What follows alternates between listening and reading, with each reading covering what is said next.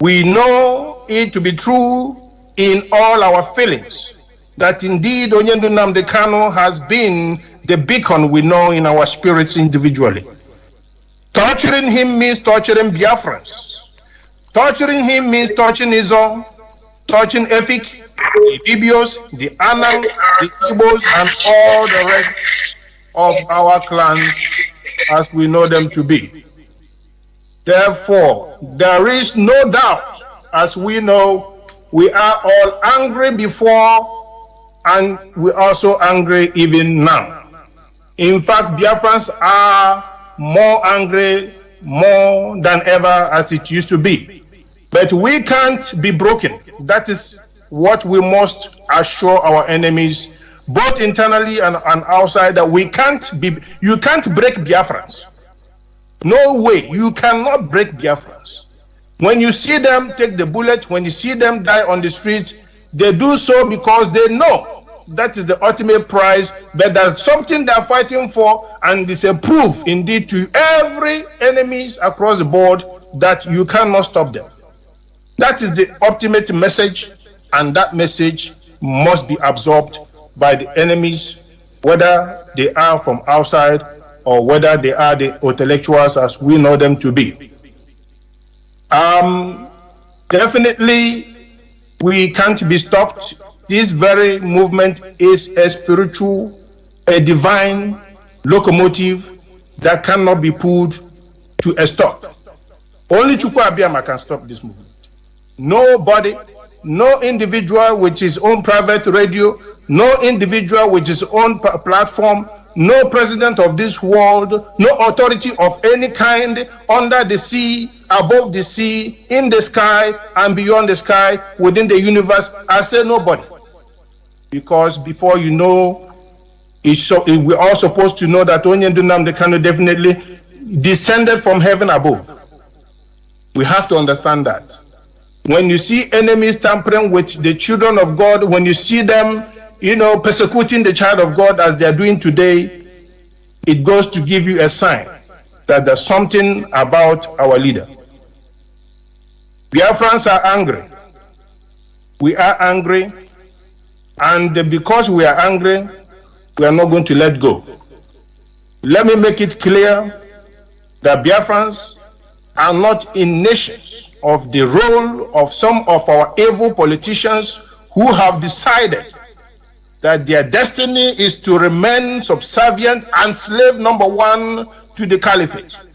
We have seen them run to not only Abuja, but also have taken decisions to be running down to Sokoto Caliphate, to go there, to run pilgrimage, and to serve them, and to lie parallel on the ground and ask for whatever they wanted to ask for, and come back home and go back again, on and on and on. We have seen that happening. It has been very unfortunate that those causing carnage in our land, those bringing unfortunate events in our land, are those of them who call themselves politicians. We must make it clear and bold. We must make it clear and bold.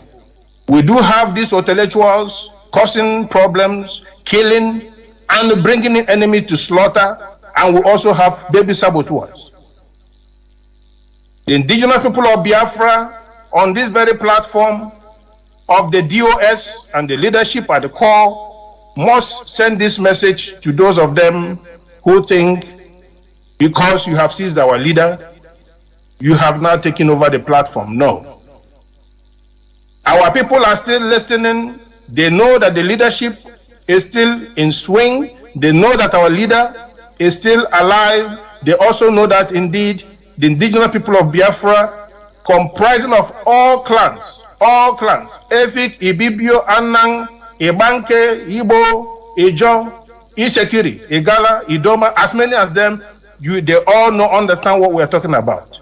You can use channel television, you can use the compromise media platforms to try to deceive some people, to bamboozle them, but they understand that the situation they find themselves in is unacceptable.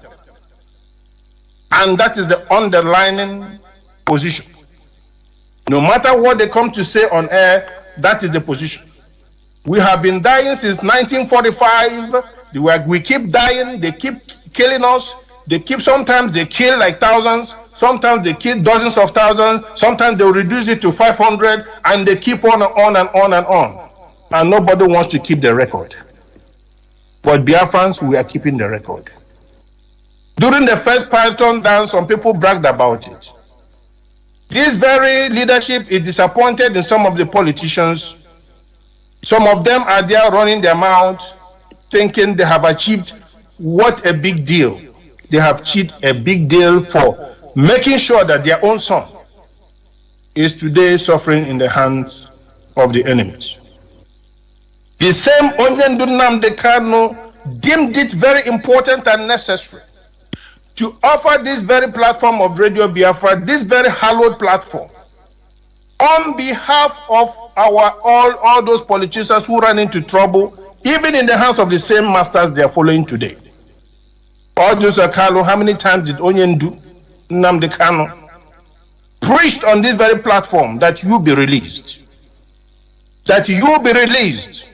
All Biafrans were put together to raise their voices all over the Twitter, over all the platforms, to make sure that you are released, because he understood that if you are demoralized, if you have been maltreated, if you have been disgraced, that the same thing is meted on Biafrans.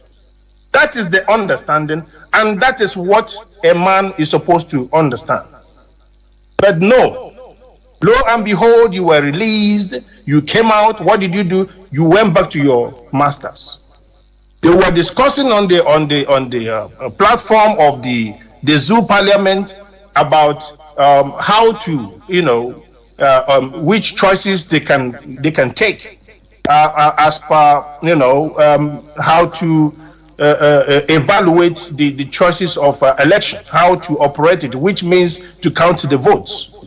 Is it going to be electronic or non-electronic?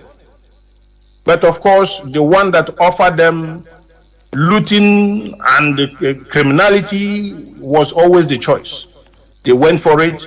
You, Joseph Carlo, you said yes. You want to support your masters to rig election. Not only that, since Onyendu was seized, Joseph Carlo, you came out to disparage our leader, to talk bad about him, to support the enemies to continue doing what they're doing. The same thing across the board. People like Nwike, people like Hope Uzodinjo. We want to mention you people because that's what you people are. We have to mention you guys. We don't want to hide it. We know the enemy. We know that's clear. We know, everybody knows, is quite okay. Everybody knows what enemies, the very general enemies we have. But the enemy internal, the internal enemy, those internal enemies, we are also worried about you. And so we call you out. As simple as that. So those of you who have called for Python Dance 1, that claimed dozens of thousands, Python Dance 2, that claimed dozens of thousands of Biafrans, some of them poured acid upon, some of them vanished in mass graves, and some of them were just destroyed and then somehow gotten missing till tomorrow. We don't have their traces. And then not only that, you recently brought in the Janjaweed of the Futajalon Mountain to come down again to Imo State to pick up our youth on the streets, both those who are in the struggle and those who are not in the struggle. Put all of them in your wagons and went and then destroyed their lives. The indigenous people of Biafra has taken note of this. The DOS has taken note of this, and we have this on our record, and we are saying the day of reckoning is fast approaching. We are using this very platform, this very opportunity to say the best thing you can do to the zoo, the best thing you can do for yourselves, all of you, intellectuals and baby saboteurs, is to make sure that our leader is released unconditionally. Our leader must be released unconditionally because he committed no crime, because he's only asked for his own right. The right he has is the right for self-determination. And that same right is what we're all asking for, and that's all we are exercising. You have subjected us to zero sub-human beings, and that some of these so-called politicians are not ashamed of themselves for not being just only second-class, third-class citizens, but subjected to a humiliation of the last order. That today you cannot open your mouth and speak as a Biafran, no matter which clan you belong to. This, for this generation, is unacceptable. In as much as we are all piloting this very platform by the grace of Chukwuka, we are not going to accept it. And because we are going to have, of course, consequences following this very attitude towards us, there are going to be consequences, definitely. The indigenous people of Biafrans are not going to fold their arms and watch the Janjaweed, stampeding upon us and descending upon us at their will. We are not going to accept it. We are not going to accept it at all and at all. And therefore, there will be consequences. The first step we're trying to adopt is that of ghost town. And when the time comes, we are going to say, everybody, the same way you know it is the same way you know it today. The same way we followed it as our leader was physically available is the same way we are going to follow it as well. Everybody must cooperate, because you have to understand, we are all in this mess together. We are all in this mess together. Whether you're a clergy, whether you are a trader, whether you are a businessman, whether you call yourself a politician, we are in all this almighty mess. Some of you think if you loot and loot and loot, somehow when this situation becomes worse, when you create Afghanistan in our land, that somehow you will fly aboard and then somehow go and enjoy your money with your family. And now we are telling you that you are hallucinating. There is nothing like that. You can forget it. We shall salvage it together. If you think that somehow, when you continue this your subservient positions, and at the end of the day, meanwhile we have our states, our towns, our villages being converted to caliphate already. We have Sarikis already. We have foreign names in our land now. It doesn't sound like Islam land anymore. It doesn't sound like Efik land no more. It doesn't sound like Igala land no more. It doesn't sound like Idoma land no more. It doesn't even sound like Igbo land anymore anyhow. It's only foreign Fulani, presence is what we are experiencing today. You give us Emir, you give us Sariki, you give us all these dangerous people, and at the end of the day, all you are bringing us down, everything is headed down to the same situation Afghanistan has itself today. When our women can no longer wear trousers, when our men can no longer drink beer, when we can no longer come outside to make sure that we fight for the food and put the food on the table for our families, because somehow we have been Islamized at the end.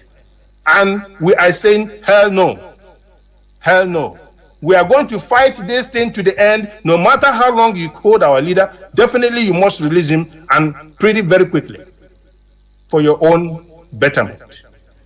And in fact, the following, I'm going to say that others are going to be coming from this very platform, Radio Biafra, just like our leader said it, Onyenduma Nnamdi Kanu. Anything you don't hear on Radio Biafra is not supposed to be followed.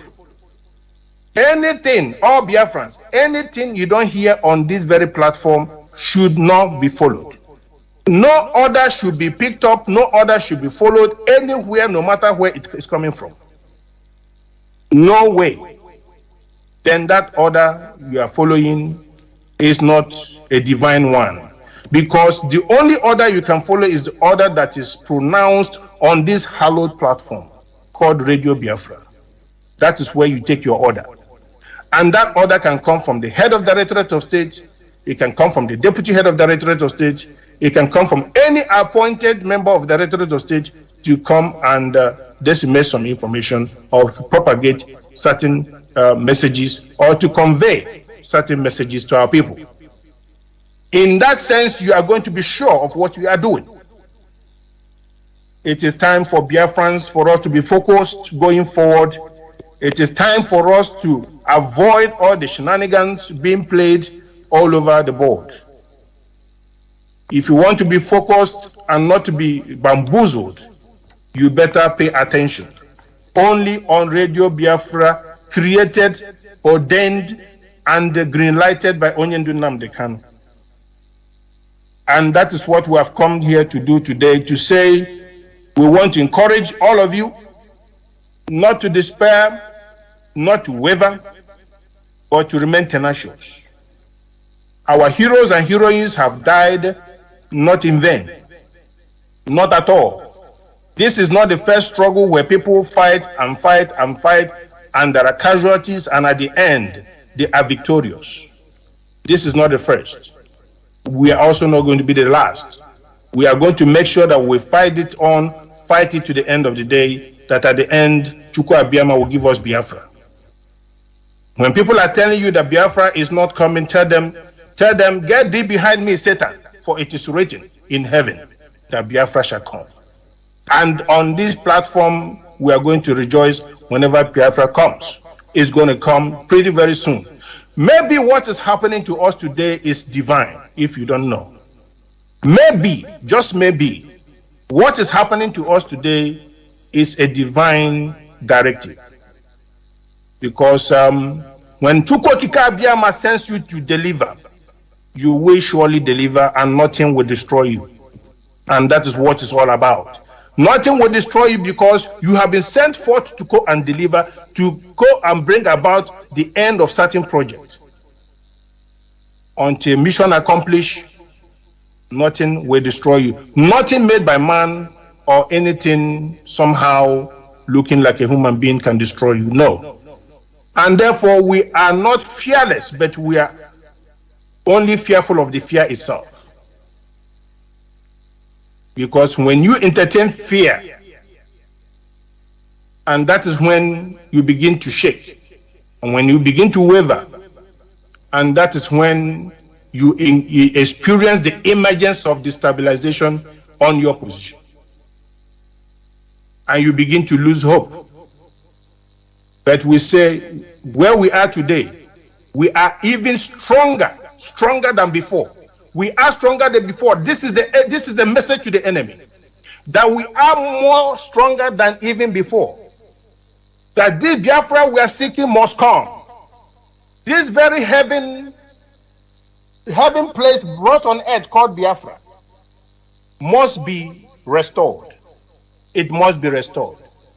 Because something precious is something that gives difficulty. When it is difficult, then there's something good about that thing. So do not be discouraged because it looks difficult. It's because Chukwu Abiyama wants us to do what? Chukwu Abiyama wants us to appreciate Biafra when it comes. And that is why somehow we feel it is difficult. That is how somehow some people feel, oh no, how can we get about this? Oh no, are we going to get tired? No, don't get tired now. Come on. You can't get tired. At the time you need to be stronger is not when you begin to wind down. No. This is the right time for us to double our efforts. This is the right time for all hands to be on deck. This is the right time when the message echoes from this platform that everybody must go into their rooms, that there will be lockdown everywhere, that people will now follow suit. This is the right time. Do not want anybody to come and persuade you. Try your best to make sure that you instill this very feeling in you that is good for all of us. Because otherwise, the next thing you will see is the conversion of any cathedral in your town into an almighty mosque. That is the agenda of the Fulani Caliphate. And we are telling them that if you are holding our leader, we are his scholars. If you are holding him thinking you are holding information from us, we are already filled with information. We are well educated on this platform called Radio Biafra. It is a special university, I must tell you. If you hold him, of course you are holding us. But like I said initially, you have not broken us and you will never be able to break us. Because this is an ideology and there's nothing you can do about it. No matter how your silly political dispensation looks like, no matter how you falter it and how you mold it, no matter how you amend your laws and all that, all you have to do is to do the needful. The needful is to give us Biafra. Give us Biafra, you have your peace, we'll have our peace. As simple as that. At this juncture, I am going to call upon the members of Directorate of State to one by one to come on air, to handle the microphone, the persons of the continental reps individually.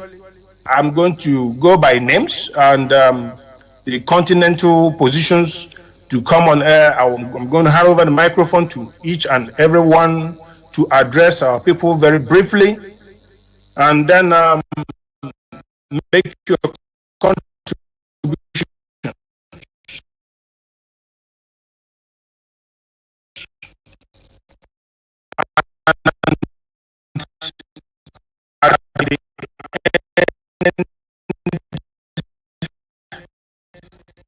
We are going to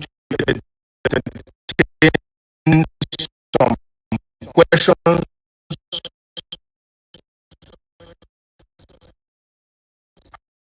across the board from all angles, from these very points. Thank you very much, my moderator. And I would like the next speaker to be that of Mazi Chinasongoru from Middle East. He is the continental rep. He will come forth to address our people. And then when he's done, he's going to yield back. And the microphone is going to be moved to the next person in the row. Thank you so much, Mazi, at this very point. I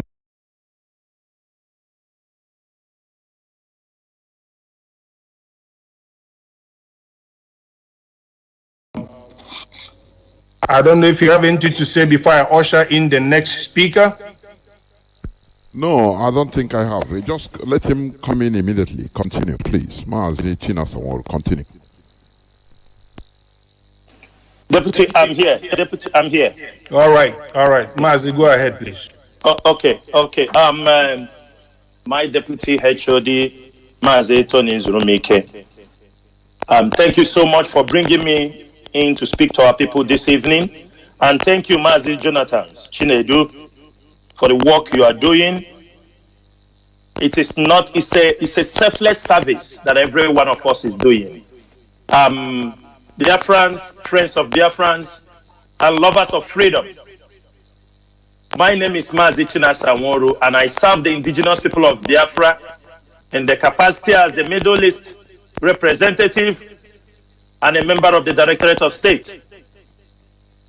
Like our deputy HOD have already said, we are many here today, members of the DOS, because I know many people do not know there are a lot of people in the DOS. We have people from all parts of Biafra land, but today is just the continental reps and the regional reps are coming on air to address our people. We use this opportunity to we shall continue to clarify, educate our people on certain misinformation they have out there. It is our duty, it is the duty of the DOS to educate and let you to understand so that you won't go astray during this fight for our restoration of Biafra. Today, there are things we have to clarify to our people. We have seen what the DSS is doing to denying the visit of our leader. They don't want people to see him. They deny access. They refuse to bring him to the court last time. Today also, they have refused to for our barristers, even with court order. But I would tell Biafrans, we do not need to panic. They are playing a mind game. The DSS, simply what they are doing is this. They feel if our lawyers have access to our leader, they will be running the IPOB worldwide from the DSS cell. But I can tell you people this, we are making it clear for the DSS. Our leader have laid down a structure. He have laid down a structure. He always tell us, in my absence, the Directorate of State should usher in the order. The Directorate of State, headed by my Chief Edoziem. And inside the Directorate of State, we have different departments. All these departments are all effective. So the DSS, the Nigerian DSS should know, denying the lawyers access to our leader is not going to stop the movement for the restoration of Biafra. It is not going to stop the order the Directorate of State have given.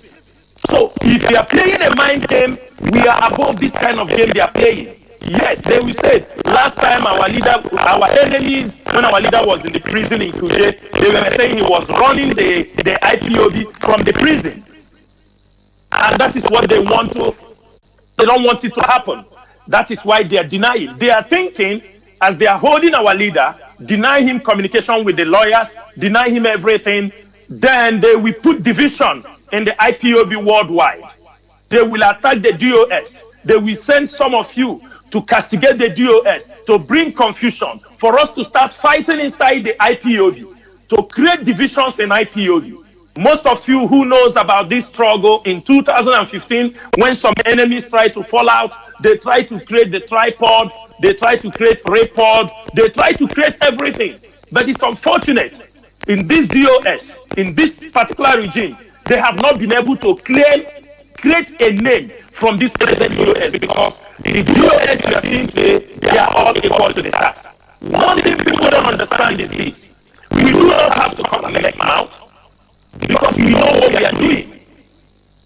That is why every time some people will come and tell you to go and do this, go and do that, all those voice messages, where people are saying, go and kill this governor, go and burn this house. These messages are not coming from IPOB members.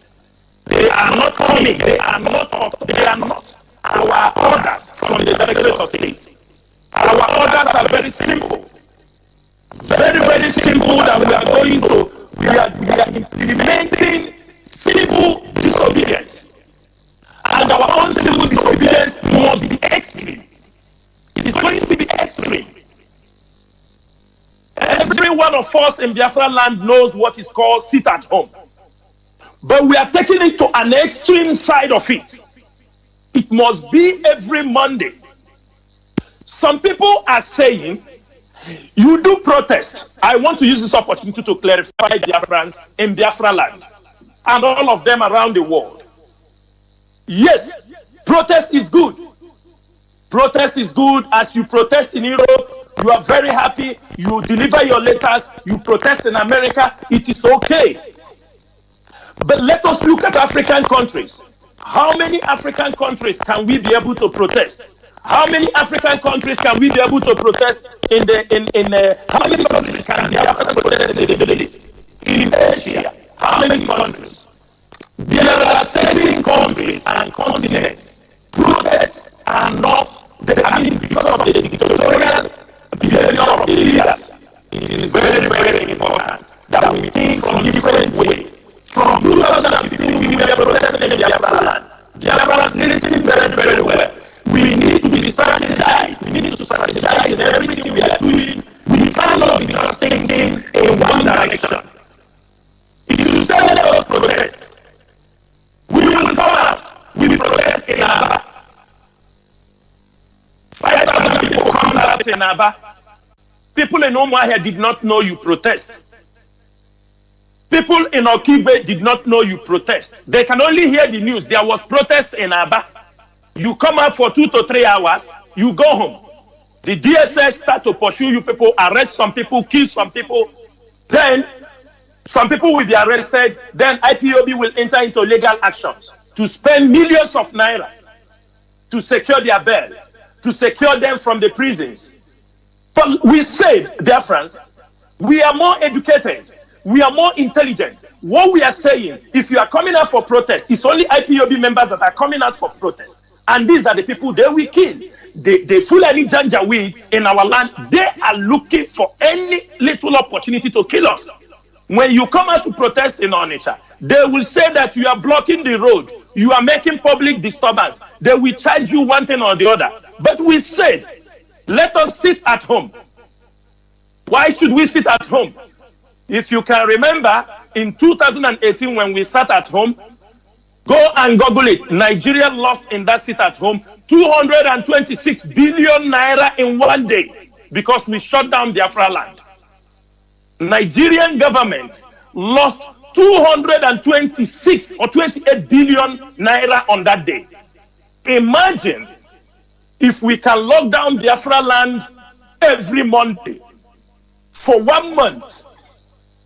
You know, the police, the revenues, everything they are taking from our land, we are going to deny them those things. It is very, very important we understand the way this game works, especially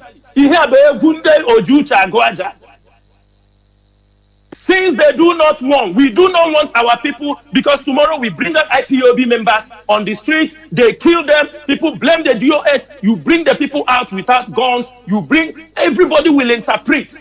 But when we call for a sit at home, whether you love Biafra or you don't love Biafra, you will sit at home. If you disobey, you will be dealt with, because the ESN will be around to implement this order. We are asking our people. They are coming in our land. They are kidnapping our youth. They are killing our people. They are adopting women, adopting children. Why? Who is speaking for us? The governors are not speaking for us. I hate people who will claim that they are speaking for us, but they cannot stand as a man and speak for the indigenous people of Biafra or speak against the killing of our people. This is what we cannot accept. You cannot come and tell me I'm speaking for you. In your presence, they will come and massacre us. And you want me to give you respect? You want me to take your advice? For example, what happened in Enugu? The governor was there. Our people who are protecting the communities from Fulani herdsmen. The governor was there. The military were sent in to massacre, to attack the ESN. In less than 48 hours, they attacked the ESN. The Fulanis flowed in from Kogi State and attacked those communities. And you want me to respect the governor? There is something I want to make it very clear here. We are different human beings, but we have one ideology. This Biafra is either yes or no. We don't like people who sit on the fence. And there is no opportunity for those who play politics with the name of Biafra. You cannot put one leg in Biafra today, one leg with the politicians. We will cut anyone out, because this is not what we are here. Most of us, we have risked our life, we have sold our life, and we said without Biafra, we are nothing. Without Biafra, we have no future. It saddens my heart to see people running as double agents. You are romancing with the politicians because you are making peanuts from them. And because you are making peanuts from them, you want to decide what happens in IPOB.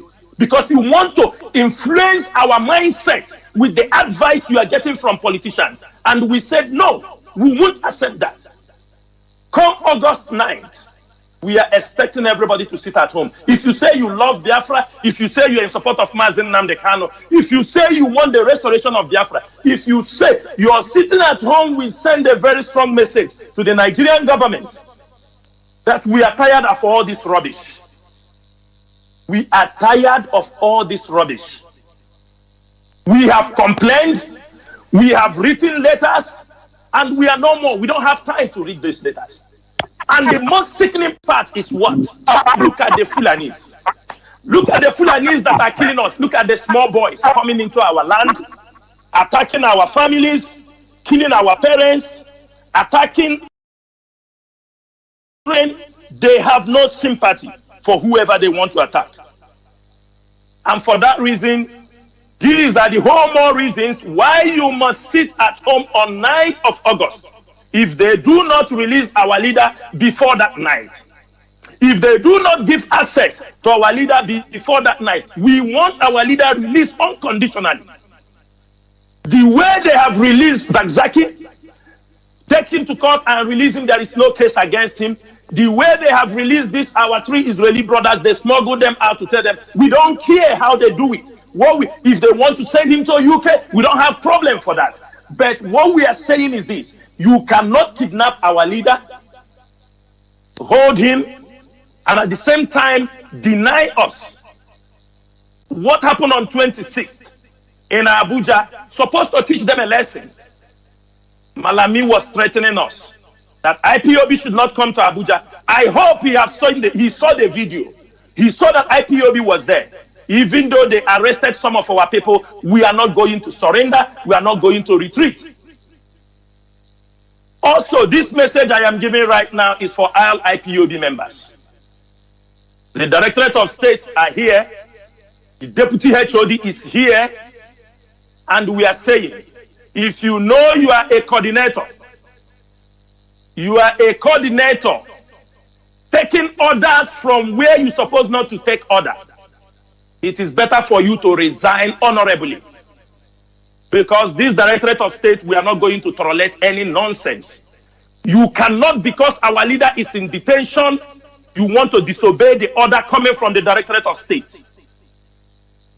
You cannot. Because you have found an opportunity, because Mazi Nnamdi Kanu is in the hands of the enemy, now you turn out to be a stubborn child. When they talk to you, you said you are taking your order from here. The leadership of this organization, the leadership of this movement is the Directorate of State. In the absence of Mazi Nnamdi Kanu, it is Mazi Chike Doziem who is the head of the Directorate. Radio Biafra, anything you do not hear on Radio Biafra, do not. Because at the end of the day, something happens to you, it falls back on IPOB. Somebody gives you an order to go and do something. When you are caught, it is not that person's name they will write. It is the IPOB. You have seen what is happening in Imo State. When they catch anybody in the bus, they catch anybody with a gun, they catch anybody with anything, they say we have caught one IPOB ESN. This is what they have learned to do. If anybody is giving you an order to go and do any nonsense without the knowledge of the Directorate of State, without the knowledge of the departments in the Directorate of State, you are on your own. Besides, we have tried our best to maintain our non-violence, even though we raised ESN. ESN is specifically to drive away the Fulani herdsmen in our land. But we cannot, because that we have created ESN to drive away Fulani herdsmen. We have seen what our governors are doing. Indirectly, they are trying to kill IPOB inside. In Ebonyi State, Dave Omahi is holding not less than 400 IPOB members in detention. Dave Omahi, one of the boys last time on 23rd of this month, Obin Nowa, died in the hands of the Nigerian State CID in Abakaleke. Nobody said anything. Nobody will condemn the act. But if it is IPOB or who is not IPOB, they will bring the blame on you. What we are saying this evening is very simple. You must follow the orders from the Directorate of State. If you know you are too big to follow the orders from the Directorate of State, please kindly this early stage and vacate so that we will know how many we are. It is as simple as that. And also, I want to make this thing very clear. There are people using the name of ESN to raise funds to make it around the world. And the most of you make this fund and it doesn't come to ESN. We are taking record. Early this year, there are people who have made all around the world. They say they are raising money in the back of here. You can make your fundraising. Nobody said no. but you cannot take the name of ESN and the name of IPOB. You make a fund and you don't bring the money to IPOB. This is something we are not going to accept. Raise your fund, but do not use our name to raise money that cannot come to IPOB purse. This one is not accepted. Because we are taking record of those who have using the name of IPOB, ESN, and they raise money and they refuse to send this money to the purse of IPOB. Be it in Europe, be it in Asia, in Africa, people open forums. They say they are contributing money for ESN. I hope you are sending this money to ESN purse. I hope you are sending this money to ESN account. We have people who are in charge of this account. Ask your coordinator, ask your continental reps where you have to send the money. But we don't want you use people go and form WhatsApp groups in the name of IPOB. You are collecting money in the name of ESN. You do not know anything about ESN when you collect money because you know our people are in love. They want to support IPOB and ESN. These are little concerns we must look into. I know that we are many in this place and I have to try my best to be brief, but I will be coming on air from time to time to clarify our people on certain things. But one thing is this, Biafrans. The detention of our leader, the illegal detention of our leader by the Nigerian DSS, they should know they are playing with fire. They cannot touch our leader. They know. We don't need to panic. DSS cannot touch our leader. If DSS can kill our leader, they would have killed him in Kenya or when they are bringing him back. They know the consequences of killing the leader of indigenous people of Biafra. They know the consequences. But what they are looking at is how can they destroy IPOB? When they can be able to destroy the leadership of IPOB, all of you run around, this one follow this person, this one follow this person, then they can be able to harm our leader. They know the structure has been destroyed. But we promise you people one thing. It is not about me. It's not about you. It's not about anybody. It is about the restoration of Biafra. It's about Mazi Nnamdi Kanu who have led us through this period, through this time of war. Many people do not know we are in a war zone. You're supposed to know what is happening in our land. It's a war zone. Military, they send me carrying their weapons anyhow, shooting people at will, doing everything they like. But Chukwu Okike Abiyama always prove of right. We all know how Abba Kyari has been patrolling in our land, killing our youth. Hope Uzodimma, he collects millions from Hope Uzodimma. He lodge in the hotel. They say Abba Kyari is here. He comes out, pick people in the market, pick young boys in Imo State, ship them to Abuja to go and say that I have caught ESM people. This is what they are doing. And that is the person who is a super cop. They catch anybody randomly. They send them to Abuja. He collects money. For him to come to Anambra, everybody saw him in Anambra. You think he came for free? Biafrans, do you think he came to Oba for free with 10,000 soldiers to come and do protection? Do you think he came for free? He was paid millions. He is killing those also who is giving him money, who is feeding him. Tomorrow he can turn against Obi Kubana who paid him nearly 37 million. They can deny it, but we know he didn't come for free. He's killing our people. You see what happened with Hush Puppy have showed you what they have been doing to Biafrans. Because it is still an Igbo person, it is still a Biafran that he connived with Abbas Hush Puppy to put in prison. It is still an Igbo person. When they come, they present themselves like saints. They call him Super Cop. When you talk, they come. What we are saying, stop killing us. Stop killing our people. Stop pretending. Show your force in your place and leave Biafra land.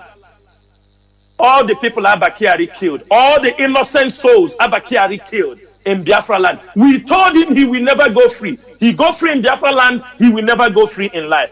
And his problem have started. Today now, Abba Kyari now is a teller. If you want to sew traditional clothes, you call Abba Kyari to give you his teller. He's now dealing on the sewing of local clothes. We know that Hush Puppy wear designers clothes. We never see him wearing traditional clothes. Now Abba Kyari is telling us his partner in crime is telling us that he gave him money to come and sew clothes for him. Clothes of 300,000. And you people believe those craps?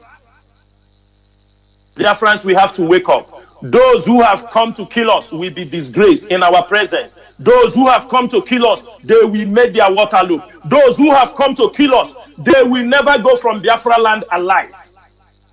Then finally, we don't mind what for this.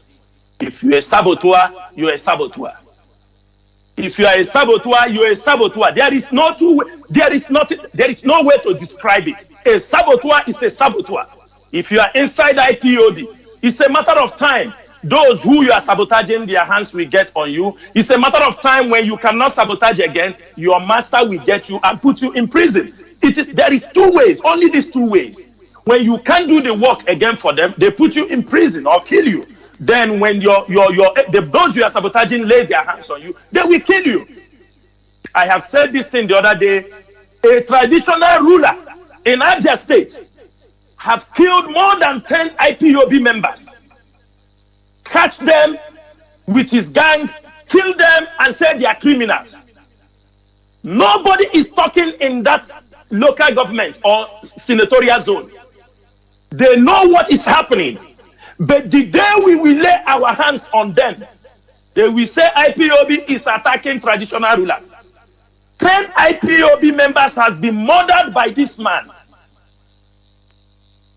What we are trying is to send Fulani men away from our land because they are committing atrocities. Most of our people do not know. In Anambra, there were some of our women raped by these Fulanis. They were like 5 of them. I think we got a report they all committed suicide. People do not want to talk these things. In Anambra, inter-society have the record. Some of our women raped by the Fulanis, they later committed suicide. People close their mouth. Evil is happening in our land. And people want us to keep silent because you want your master to agree that you are doing something. When they go in the back, they go and open their champagne and say, forget about these stupid people. Those who are playing, romancing with the politicians, they think they can come out to control our mind. They think they can go and come to control the mind of Biafrans. I'm telling them it is not possible. This struggle is a do or die affair. There is no two ways. We are not expecting to fight it. I want to get Biafra when I'm young. Even if after getting Biafra and I am gone, it is all okay for me. Because what we are passing through, we do not expect our children to go through. To this end, Deputy HOD and Mazi Jonas, I would like to give chance for all of my comrades to be able to speak to Biafrans.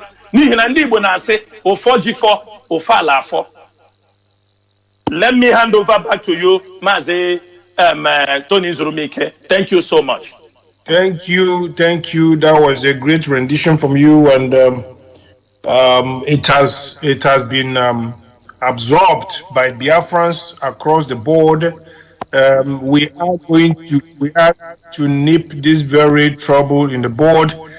The idea that somehow we should continue in perpetuity of this very excruciating pains called slavery is very, very unacceptable. We are not going to accept it. We must extricate ourselves completely from this unacceptable situation. It is not looking good. But Biafrans will remain focused. All we need is unmitigated support, and that all hands be on deck. With this, I'm going to move to the next speaker. That should be in the person of Mazi Tarinemi. Our Islam brother should come on board, take the microphone, please, with immediate effect. Thank you so much. Thank you very, very much. I hope I am coming out clearly. You are. Please go on. You are coming out clearly. Coming on, and please, you need to hail our Azon people the way you do it in your local, and before you proceed, please do that. Thank you very much. My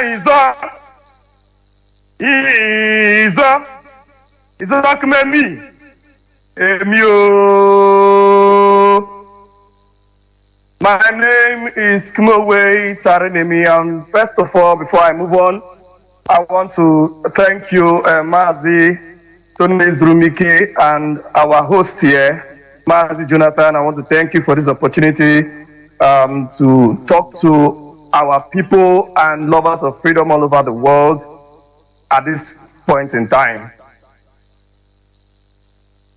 Biafrans and lovers of freedom, good evening from my location where I am. You know, we are in a very sensitive time in our struggle, and it is very, very important that every Biafran understand the times that we are. We have passed through different phases in this movement. We have passed through different phases. We have passed through the phase of enlightenment, where we went forward to enlighten our people on ground, enlighten everybody. After then, we got to the phase where we had to begin to counter media for media. You know, all these phases we have passed through, we are still doing them even till today. And we keep moving from one phase to the other, as this struggle advances. And right now, we are in the most critical and the most sensitive phase, where every Biafran needs to put himself together and be more focused than he has ever been. Because, like some of our brothers here that have spoken, some of my colleagues that have spoken, have made something very, very clear. What these people are after, their strategy is very simple. Attack the shepherd and the sheep will scatter. But IPOB, we have been so trained by our leader, and these structures have been put in place in such a way that even though our leader is not here to be able to give the day-to-day order of things, this movement should be able to move on successfully. That is the essence of the command and control. The command and control was not put in place for jamboree or for some people to show strength. No, the command and control was put in place to ensure that this movement succeeds. And we know ourselves, we know who we are. We are people that we always ask questions at every point in time. Those are Biafrans for you. We always ask questions, and when we are not very sure of a particular thing, sometimes we rush into conclusions. But we have to be very, very careful. This is not the time where you rush into unnecessary conclusions of things. You don't rush into unnecessary conclusions and begin to take unnecessary orders. Right now, the order is simple. If these people refuse to release our leader unconditionally on the 9th of August, from on the 9th of August, every Mondays will be ghost towns in Biafra land. Ghost towns every Monday, lockdown, total lockdown, enforced. Now, this is very important. I have noticed some people have been complaining that, won't our people be hungry and blah blah blah blah blah. When you want your freedom, then you must be ready to suffer certain things. There is nobody, irrespective of your position, there is nobody that is in IPOB, that is in this movement, that have not sacrificed one thing or the other. For you to be in this movement, it is obvious that you have sacrificed something. Even Biafrans that are not in this movement have also sacrificed something. Why? Because of the ultimate goal, the restoration of Biafra. When the order is given for people to sit at home, before we even got to the extent of lockdown, when the order is given for people to sit at home, IPOB members and non-IPOB members that are Biafrans sit at home. That day that you sit at home is a sacrifice. Now, at this point in time, this sacrifice, you have to take it to the next level. If you are not a billionaire working for 7 days or doing your business for 7 days, if you do your business, if you do your business for 6 days, you will not die. But that one day, in fact, you can call that day Biafra Day. Every Monday is a day that you must sacrifice for Biafra. You must sacrifice that day for our leader to be free. Because this is a man that has given his life. He has lost his parents. I know what it is to lose a parent. This man lost both parents because of this struggle. If not because of this struggle, his parents would have been alive today. They were very strong. They are not old to the extent whereby somebody will be looking out for their death at any point in time. They were not sick. So nothing would have made them not to be alive today. But because of this struggle, the man has lost his parents and is not giving up. He has sacrificed everything that he has. He has lost his cousin because of this struggle. Because of this struggle, the man has lost everything. The only thing that Mazi Nnamdi Kanu is living for is Biafra. Giving Mazi Nnamdi Kanu a day. But the sacrifice that he has done for all of us is not even enough to give to him. This is a sacrifice that we must, I repeat, Biafrans we must obey this thing to ensure that the zoo come to their knees. That they run helter-skelter and they see that our leader is released unconditionally. This is all you have to do, and all those gossips, all those unnecessary ideas and all of that, all those things should not be welcomed. Everyone should follow this order because the order is a very simple thing. Nobody is sending you to your death. What we are simply saying is stay at home. When you stay at home, you are going to cause more harm to the zoo than when you protest on the streets. When you protest on the streets, they are happy because they will find people to release their bullets on. They will find people to kill. But when you are inside the house, they will have nobody to kill. They will have nobody to vent their anger on. And they will be losing things. You can imagine out of in some months we have 4 days, we have 5 days. So in a particular month, the zoo activities, economic activities and what have you will not go on for about 4 to 5 days in a particular month. This is going to be something that the zoo is going to feel very, very, very strongly. And what do you need to do to achieve this? Simply sit at home. Sit at home. It is very, very simple. If you think, oh, on Monday you need to work, you need to make money, then you now know that you have to work more than you've ever worked before to cover up that Monday. It is very simple. You have to do your business as much as you can for the remaining days of the week to cover up for that Monday, because on Monday there is no movement.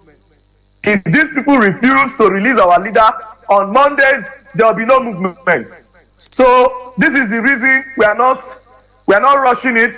We have given you some time for you to prepare yourself.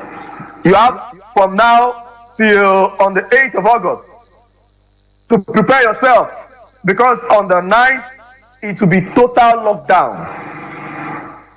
And I want to say this, and I want to say, and I'll be brief about it. All those people that have been going about pointing people, looking for our people that are sacrificing themselves to ensure that all of us, we are free, that our generation is free from eternal bondage. Because what many people do not know, some of you that are dragging feet, what we are doing, this time that we are doing this thing, this is the only time we can do it.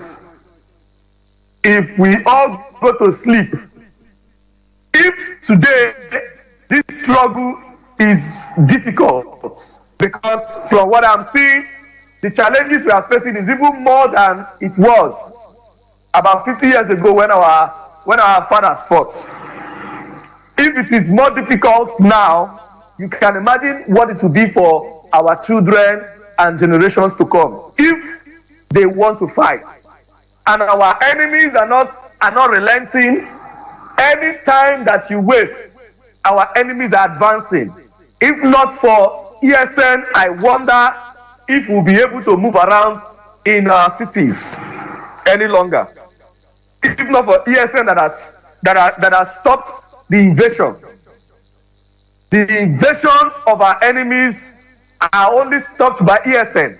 So when some people begin to misbehave and you want to ignorantly help the zoo to achieve their aim, what you are doing is that you are actually ignorantly helping them to destroy this movement. But whether ignorantly or what have you, you are not going to succeed, because this movement is divine.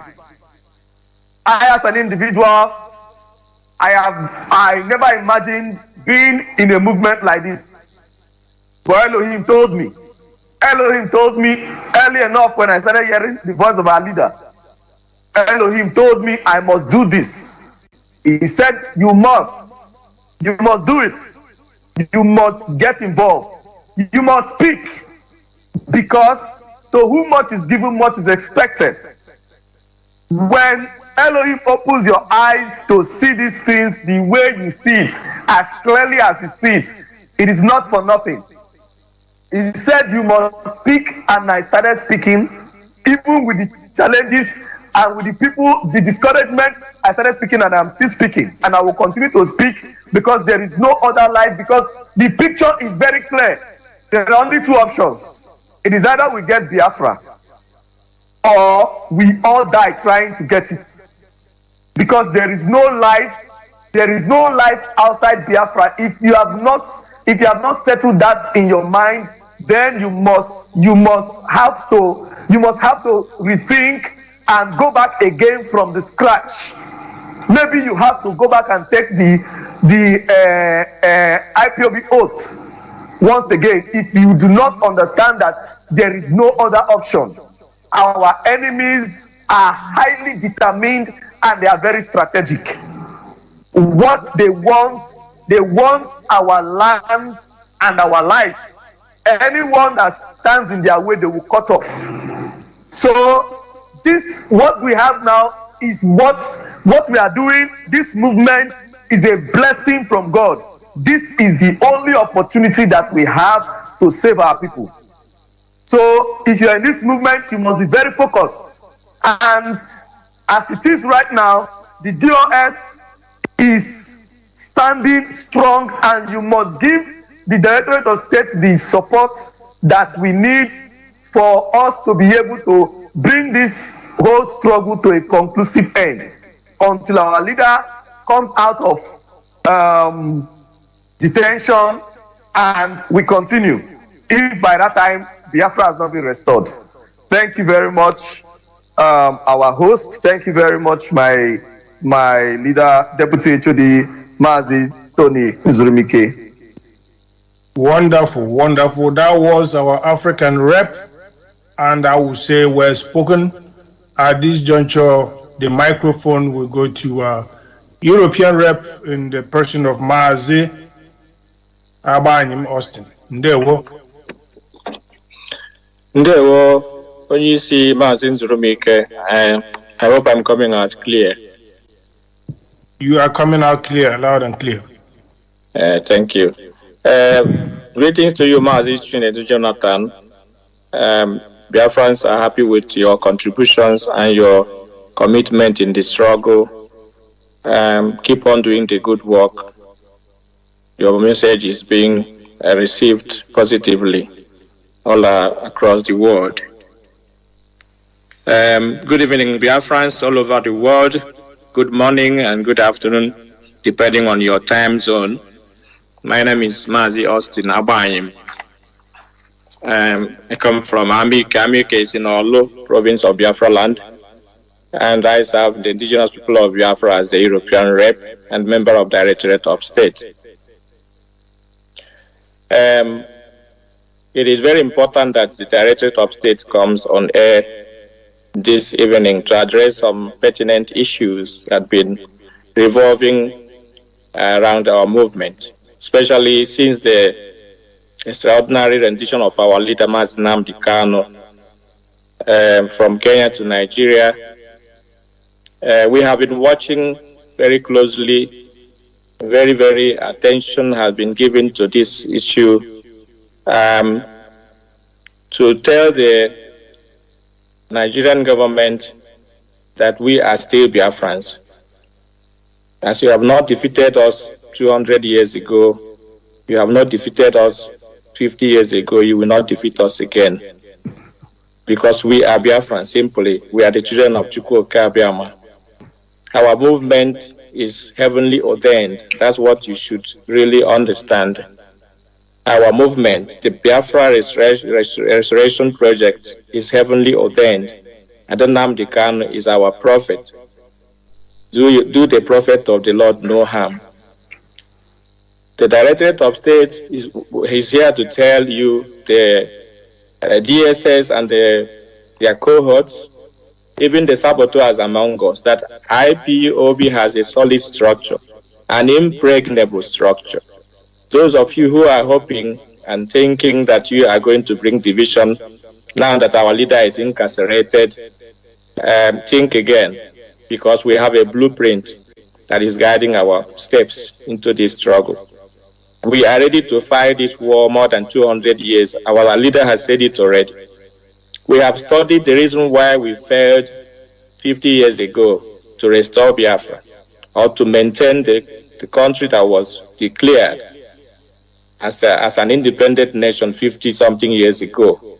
The reason why we failed, we have corrected it. That's the first thing we did in this struggle, because our leader knew about all these things. He studied more than 17 years the reason why Biafra failed when it did. For that reason, we have taken all the necessary corrections and measures to ensure that this struggle can be sustained more than 200 years. So no matter whatever you do, keeping our leader in the detention, hoping that you are going to maybe inflict an injury in the struggle, then you are wasting your time, because we have more than 1,001 Nnamdi Kanus waiting. And now that he is incarcerated, we are going to unleash them. He is the one who has been preaching peace. He didn't want to harm anybody. Our movement was a peaceful one. We have been demonstrating only with our flags and our placards, but what we receive in return has been bullets, live bullets.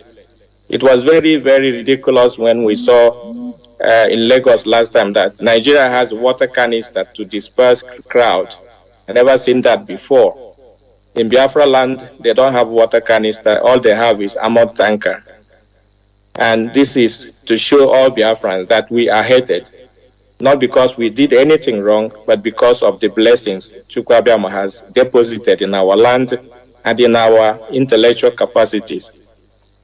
We want to ensure them that Nnamdi Kanu must be relieved unconditionally and unharmed. The DOS has resolved to ensure that this movement remains sacrosanct, as our leader has left it, and he is going to come back and take up the movement as he left it. Because as we speak now, Mazi Chika Edoziem is the head of Directorate of State, and all the members of Directorate of State from every part of Biafra land, we are solidly behind him, because this is the structure that our leader laid down for us, and we are following it very, very strictly and meticulously. So for that reason, our people must understand the reason why we have called for a constant sit at home, and the reason why we have not allowed an open protest to happen. I think Mazichina Samur has elaborated on that, that we should understand why we shouldn't come out in the street to make them drink more blood of Biafrans. Because the blood of Biafrans have been offered at the table of one Nigeria and the altar of one Nigeria for so long. And we have decided not to give them any opportunity to drink our blood, but they are going to drown in their own blood this time. We are not coming out, we are going to sit at home to save our lives and to frustrate the Nigerian economy, which already has crumbled. Those who understand about finance and economy will understand that Nigeria is already at the brink of collapse when it comes to economic terms. But when we sit at home, we are going to help them commit what we call economic suicide, and that is going to happen very soon. If they fail to release our leader, our threat is conditional. That condition is that they release our leader on or before the 8th of August, and from the 9th, we are going to start our civil disobedience. And if they still refuse to release our leader, we are going to tighten the buttons of this civil disobedience until we sweep Nigeria into their knees. Our leader, his life and his sacrifice in the struggle can never be quantified. Therefore, we are ready to do anything possible to ensure that he's released unconditionally and unharmed. So, to all those politicians in Biafra land who thought that they have attained their goals by betraying our leader, or those who contributed their funds to ensure that our leader is taken into captive, we are sorry for you, because Biafra land will never contain all of us together. It will be better for you to go to exile or to move to the northern part of the zoo to meet the Fulani Caliphate and live there than staying in Biafra land, because what is going to come on you, it is unprecedented. We don't like to issue threats, but we are giving you a promise that our leader says many times in his broadcast as a method to our madness. And that madness is what you are going to be seeing as you keep our leader under detention. We want to tell our people that the sit at home will be very, very effective. It will create more impact towards our goal to put Nigeria into a very tight corner, especially economically, and save the lives of our people rather than coming out in the street to protest, because Nigeria anyway, they don't understand the meaning of protest. They see protest as call for war. They don't understand the referendum as a call for war, because they are Janjaweeds who studied with only the quota system the zoo has to offer. So they don't know how to run a country, how to run an economy, and what democracy really is all about. Therefore, we are calling on IPOB members worldwide to remain resolute. We are going to be issuing memos and press statements signed by our head of Directorate, and we are calling on all Biafrans to always look out for information coming from the Directorate of State or what they hear on Radio Biafra, because there are a lot of fake news flying out there on social media that make our people to panic. We want to ask you not to panic. Confirm whatever you hear from your coordinator or from any member of the Directorate of State before you do anything. We have one central command, and at the moment, Mazi Chika is on the seat to do that work. We're also telling our people that everyone should be very, very cautious with whatever they do, whatever they eat, because our enemies have different strategies on how to harm our people, even food poisoning, kidnapping, and so on. We need to be cautious. We need to be conscious of what we eat, where we go, and when we go there. We are calling on the Nigerian government to relieve our leader unconditionally, because the life of Mazi Nnamdi Kanu is sacrosanct to the people of Biafra. He is a type of Christ to us. The chains on his hands are the chains on Biafrans. All the torture and inhuman treatment as he has been subjected through are done to Biafrans.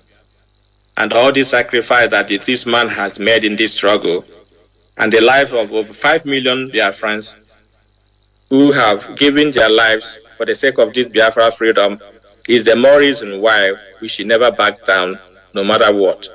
This is a message that the DSS and the Nigerian government should understand, that the more they kill us, the more resolved we are to pursue the freedom of Biafra. Killing our people is even giving us more motivation to fight for this struggle. So arresting our people and killing them, you are making great mistakes, because you are rekindling the pains of the loss of lives. Because in our land, lives is very sacrosanct, and that's why we call it a mandu. We call life mandu. The more you waste the lives of Biafrans, especially our youths, the more you rekindle our pains, and the more resolved we are to continue pursuing this struggle until Biafra is restored. And we promise you that it's not going to be long anymore. Thank you so much, Mazi Ndromike and Mazi Jonathan, for giving me this opportunity. I believe Biafrans has heard us, and we're becoming more often on air to address issues regarding the struggle and where we stand. Thank you so much, and good evening from here. Thank you so much. Also well spoken. Let us go to North American Continental Rep in the person of Dr. Okoro. Please, Dr. Okoro, go ahead. Biafrans are listening. Biafrans, this is Dr. Okoro. I am the North American Continental Rep. Good morning, good afternoon, good evening, and good night, wherever you are. I thank our able deputy leader at DOS, Mazi Rumike. I thank our host, Mazi Jonathan. I thank all my colleagues who are here. And I thank all of you Biafrans. Yes, we've decided to come, and we'll be coming more often to give you more information. Let me start by telling you, Onyendu is fine. DOS is doing everything that is needed to make the zoo understand we still have our leadership intact. They may think they have our leader.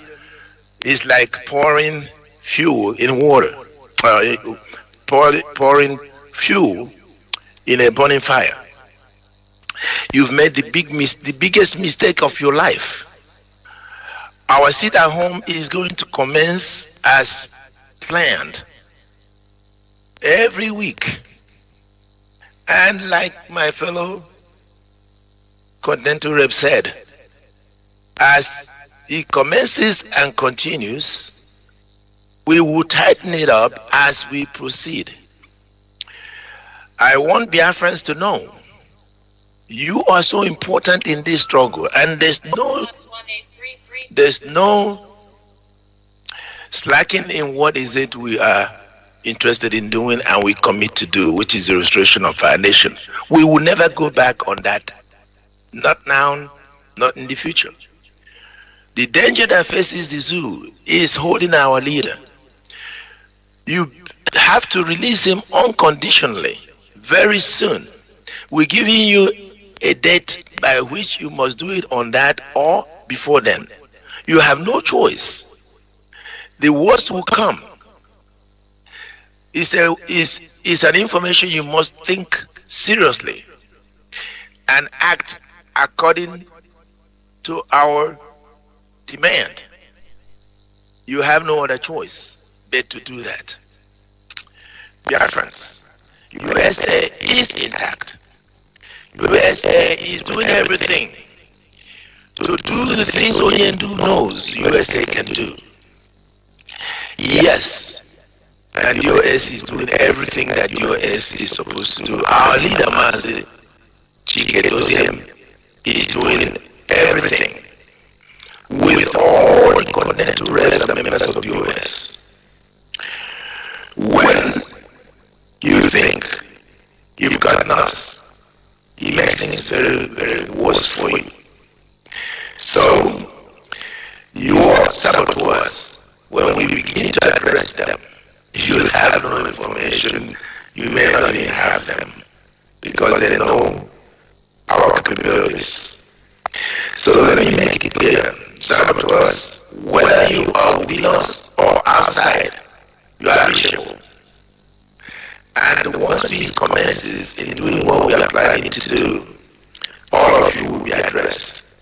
Be you a politician, be you a business person, be you whatever you are, be you within us, we will pluck you out.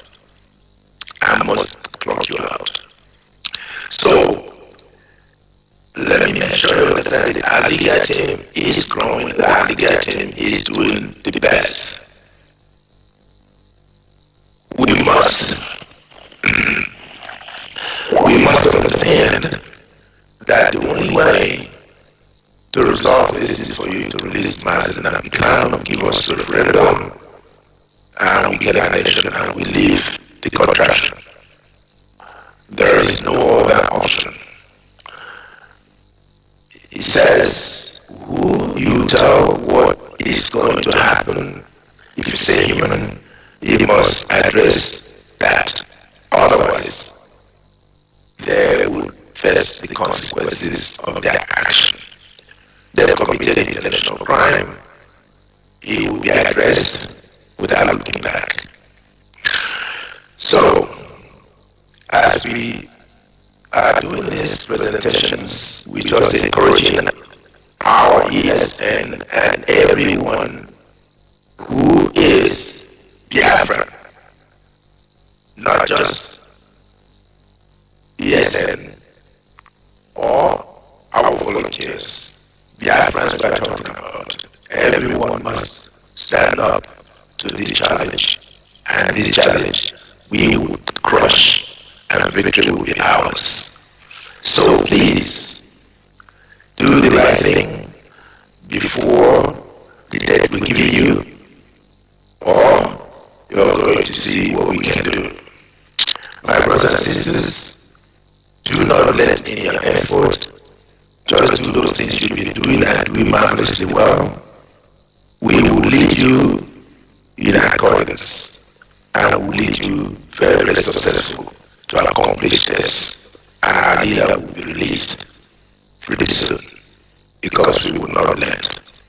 Thank you very much, and be as consistent in your positions. Just do your work and victory is ours. Thank you, Master Enrique, and thank you, Jonathan, and thank you for hosting us. Thank you so much, Master Jonathan. You did a very wonderful job. Thank you, not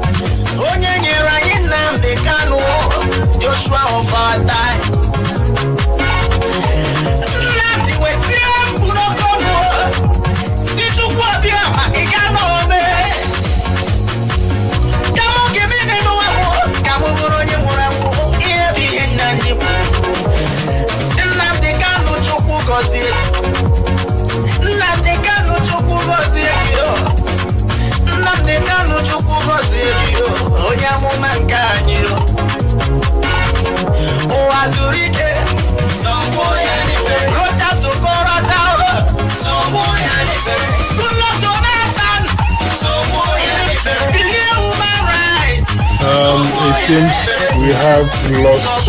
Okay. Hello, can you hear me now? Mazi, okay, are you back? Yes, I'm back. All right, all right. Let's go ahead. We are gonna try to keep it brief going forward. Please, Mazi, go ahead. Okay, thank you very much. Biafrans all over the world and lovers of freedom. I don't know where you are, but as you're listening to my voice, there is something I want to clarify here. As regards some questions coming out, what benefit are we going to benefit in sitting at home? I'm here to tell all Biafrans and lovers of freedom all over the world. We stand to benefit a lot of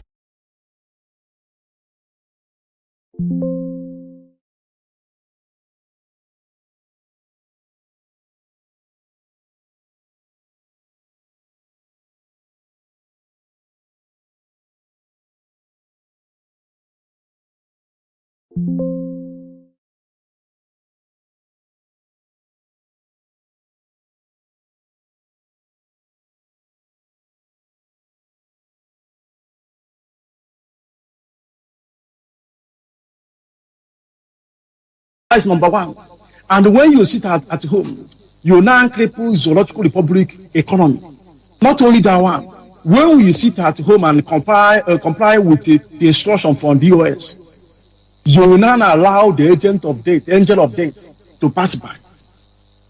So all these things and other things will not, as my colleagues rightfully said, there will be other things that will be added.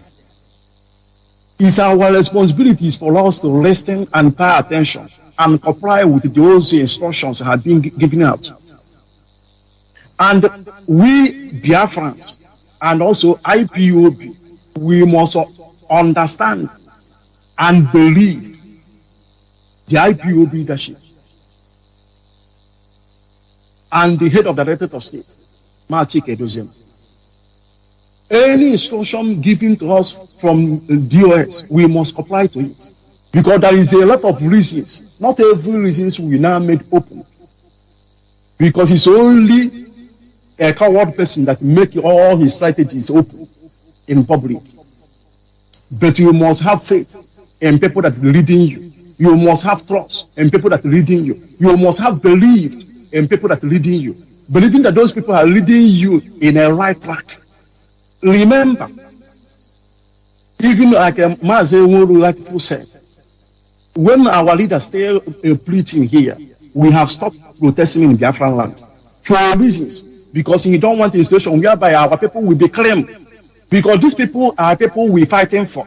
These people, there are people that we fighting when we have Biafra is restored. They will enjoy that nation. But believe me, we have greater plans in what we are doing. Men that piloting IPOB leadership is men of intellectual. And according to, and from all the whole things we have been saying and what you people are seeing, IPOB have a structure. So don't be dismayed, don't be discouraged. Because some people are asking me a lot of questions. How can this thing impart in what we are doing? How can sit at home can impart in to his state, our leadership, our leader to be released? We know what we are doing. All we are asking you people is to comply any instruction that have been sent out there, adhere to those instructions, follow it religiously. Because people that piloting this affair of Biafra know what they are doing. And there is another thing I want to touch before I hand over. I'm standing by for other people to say something. Janjaweed, those people in DSS that hold him our leader, I have one message for them. Those so-called Fulani Elites, cabals, or if you will, most of them, their children never school in school there in the Zoological Republic. 95% of them, their children school abroad. But when they come to Zoological Republic, they decided to keep people in darkness. Decided to dish out alamajiris. When you speak, they bring bread and guns. These men think they are intellectual, but they are brainwashed and doing evil. If Fulanis, I think they are so wise, they are so smart, why not them allow every complaint, or rather every ethnic nationality in Zoological Republic to go separate their ways and let us start building civilization? Let the children that they sent abroad to acquire knowledge, let them begin to excite those, building those civilizations. Not when people say something, you kill them, because you are not up to human being. If you are so, you see yourself as inferiority complex. If you see yourself as an equal man, you don't need to use your guns. You don't need to kill people. You don't need to kill people by at will. You need to show your intellectual capability. Because you cannot be able to stand criticism. That is why when anybody criticizes them, they shoot that person immediately. Because what the only language they hear is kill, shoot, kill, oil money. That is all. And if you say that what we are saying is not right, prove us wrong by allow each component of the Zoological Republic to go their separate way. Show yourself as you are equal to tax. It's a challenge I give Fulanis. If you say that you are money enough, now we're not talking about anything. If you say that you are money enough, even those ones that claiming they went to so different places abroad as acquire knowledge, allow each ethnic nationality in the Zoological Republic to go their separate way. Show that you are build a civilization. Let us see. Why you keep on holding people down? Because of your primitive, because of your timidity, because you are so afraid. That is why anybody that criticizes you, you shoot that person and kill that person. Anybody criticizing you, you send one to go and assassinate that person because you're so much afraid. You're not up to. You're not what people think you are. Because when men come out, they will sit in round table and discuss and argue, but you cannot be able to argue because you have nothing to argue. Because you know from day one you have living in fraud. Fulani, right? They have been living in fraud. That is why when you even want to argue with them, they will start fighting immediately. Why? Because they are mental slaves. They are not capable to reason. They are incapable. What I'm saying today, let it be recorded. If Fulani said that what we are saying today is lie, let them prove us wrong by allow ethnic nationalities in the Zoological Republic to go their separate way. Let us see in the next 5 months. 5 years to see who is who. All men are not born equal. If Fulani said that all men are born equal, let them prove it. Not using God and killing innocent people here and there. And there's so much blood and eating money, oil money. Today I have one question again for them. Japan, are they not a great? Germany, are they not a great? These people are people using technology. They are advanced. They in a short period of time, nothing like oil again. But these people are holding people, holding men, holding the license on down. But we can guarantee you one thing. Nobody can destroy ideology. We in IPOB DOS, ideology, nobody can temper to the ideology.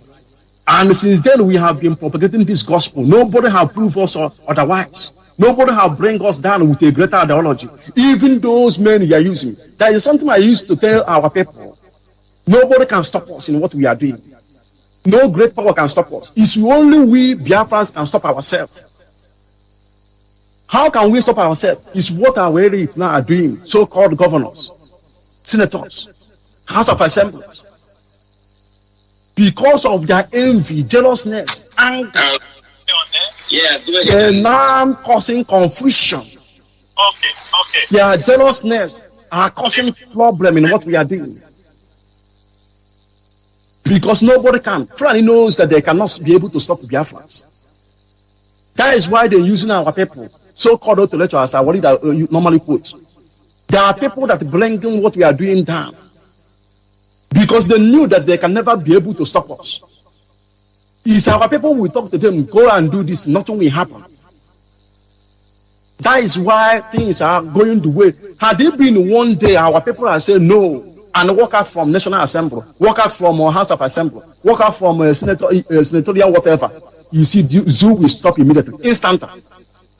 But because jealousness and anger and envy have took hold of our people, so-called intellectuals, so-called elites. That is why they will not even kill our people, their fellow brothers, and so proud of it. But let them remember something. You may become governor today, tomorrow you may become head man. You may be a senator today, tomorrow you will become nothing. Let them remember all these things. We are humans, they are not spirits. Some of them are even so proud of their position. That is why they do what they do. They don't care about anything. But they don't never record history. That power is not absolute. We, the people that have that power, we may be going slowly, but surely we must reach there.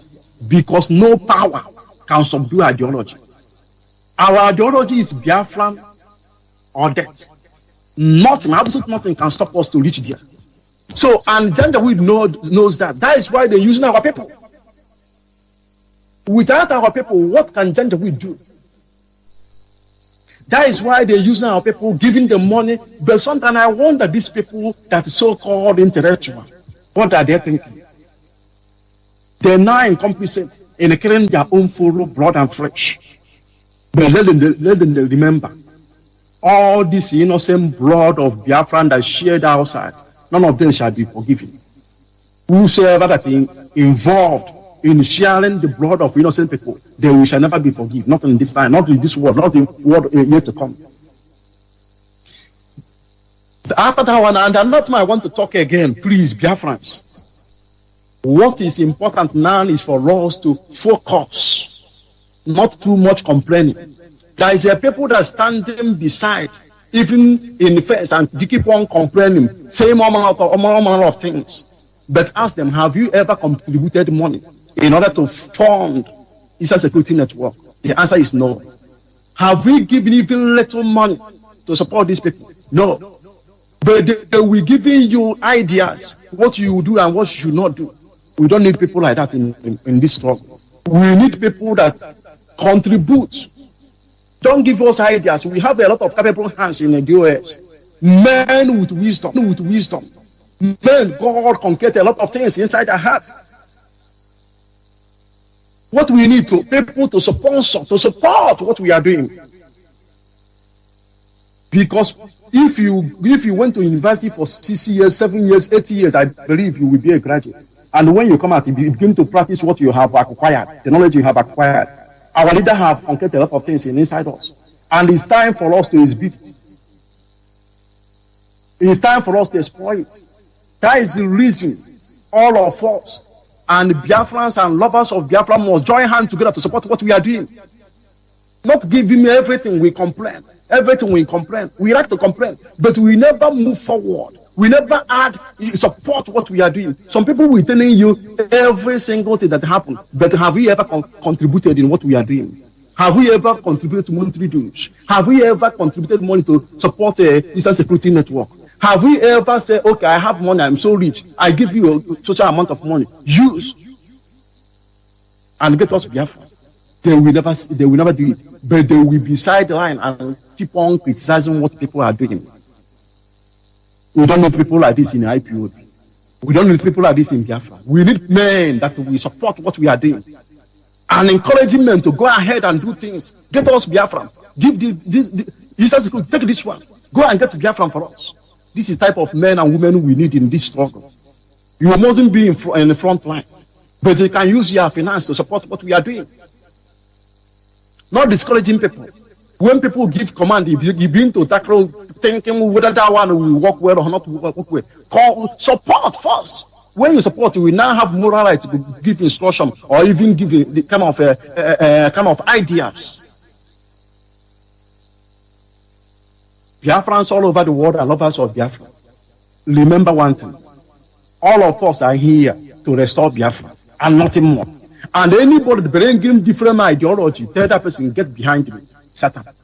Because our ideology is we fight the last man standing. Our quest is clear. Is to restore Biafra. Nothing more, nothing less. And absolutely nothing will stop us. It's only we can stop ourselves. As I'm always said, no power, no demon can stop us. It's only we can stop ourselves. But if we now resolve that we cannot stop ourselves, who else? Nobody. Because Chukwu Kikabiama himself have signed us to get Biafra. Our work is to every obstacle, hindrances, hurdles in our way, we destroy them. And we keep on soldiering on until Biafra is restored and beyond. So Biafrans and lovers of Biafra, never be tired because of what will happen. Never be discouraged because of what happened. Never be dismayed because of what happened. Remember, DOS are here. Every single thing, we analyze it. Everything that happened, we analyze it and find solution. And remember one thing again. Anything, information that is not coming from this hallowed Radio Biafra, from our head of the Directorate of State, such a thing doesn't exist. Instruction is coming from one source, not two sources, not one you get in Facebook or in another place. Instruction is coming from one source, and we must adhere to IPOB code of conduct. It's very, very important. Not when things happen, people have begun to talk. Some people have begun to making all manner of comment and other things. Of course, we have right to talk. But as long as you are IPOB principal officer, IPOB member, we ought to understand there is a laid down rule and regulation that governs what we are doing, and we must adhere to that. Every instruction coming from one source. That is why we have a chain of command. And that is why the enemy cannot be able to break us. Because we have a laid down rules, we call it chain of command. Not like a zoological republic, they don't have any structure. They're trying to restructure. That is why they couldn't be able to restructure. Because you can only restructure what have structure. Zoo doesn't have anything called structure. So it's impossible for you to restructure anything. So please, Biafrans all over the world, focus. Never allow anything to distract you. Never allow anything to discourage you. We must get done. Our target is Biafran restoration. So when these issues a memo have sent, embrace it with both two hands, not only one hand. Embrace it with both two hands. Because there is something in it. When we ask you to sit down, sit at home. Sit at home. Something is going to happen. Don't disobey. Don't criticize. Don't ask a lot of things. Like my colleague Latiful said, everything called freedom fighter, there is always a sacrifice. And if you're not ready to give that sacrifice, you're not ready to get your freedom. Freedom is not cheap. Freedom is a freedom. It never give you free. You must fight for it. Nobody standing here and drinking coffee, they will give you freedom. It's impossible. You go and get it. And that is exactly what IPOB are here for. So please, I'm really grateful to use this opportunity to thank our people, our effort and our resolutiveness for us to continue, never relent, never get tired, continue to move forward in what we are doing. I say, may Chukwu Kika bless our Deputy Head of Directorate of State, Maaz Newsroom, and also our host, Maaz Jonathan. Thank you very much. I'm standing by. Thank you very much. Thank you so much. That was a very, very great delivery from the Asian representative.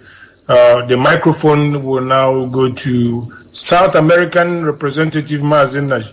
Mazi, take up the microphone. Thank you so much. We are going to be brief going forward. Everybody that comes on board will try to watch the time.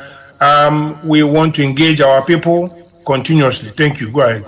Mazi Zurumike, please. This is Mazi Jonathan. Can I, just before he continues, yes, can I say Jonathan, something? Please. Okay. Yes, of course. Please, yeah, please. What I want to say, if people will be more brief, is better, because there are some issues and some questions people are asking from here. So I think so that to accommodate it, when people continue, if it continues too long, people will start even dozing off. The time in Biafra land. You understand what I mean? So thank you. I think we after this we will entertain some questions before the next person will now probably take a minute or two to address our people. Mazi, be brief and go ahead, please. Ndewo Onyishi Deputy HOD. Mazi Jonathan, thank you so much for the wonderful work you're doing. Good morning, good afternoon, good evening, Biafrans, friends of Biafrans, and lovers of freedom all across the world. My name is Mazi Uchechukwu Nachi. By the grace of Elohim, I serve you, this very noble family, indigenous people of Biafra, as your South American representative. I am here together with my fellow comrades.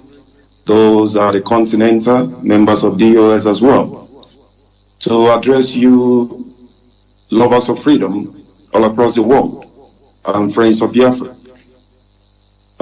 Before I go into what we have for today, it is important we reflect back to the history. It is important we go back to our founding fathers, those who determined that we must follow this course, this very noble cause indeed. And let me refresh back to what our hero, our eternal hero said when the Zoo oligarchy and the Fulani oligarchy, when they were executing this same atrocity that they are executing today. And in one of his quotes he said, "We do not ask for pity. We make no apology for this social phenomenon known as the Biafra Revolution. Rather, we proclaim with pride the inevitability of our struggle, the indestructibility of our people, and the assured finality of our success."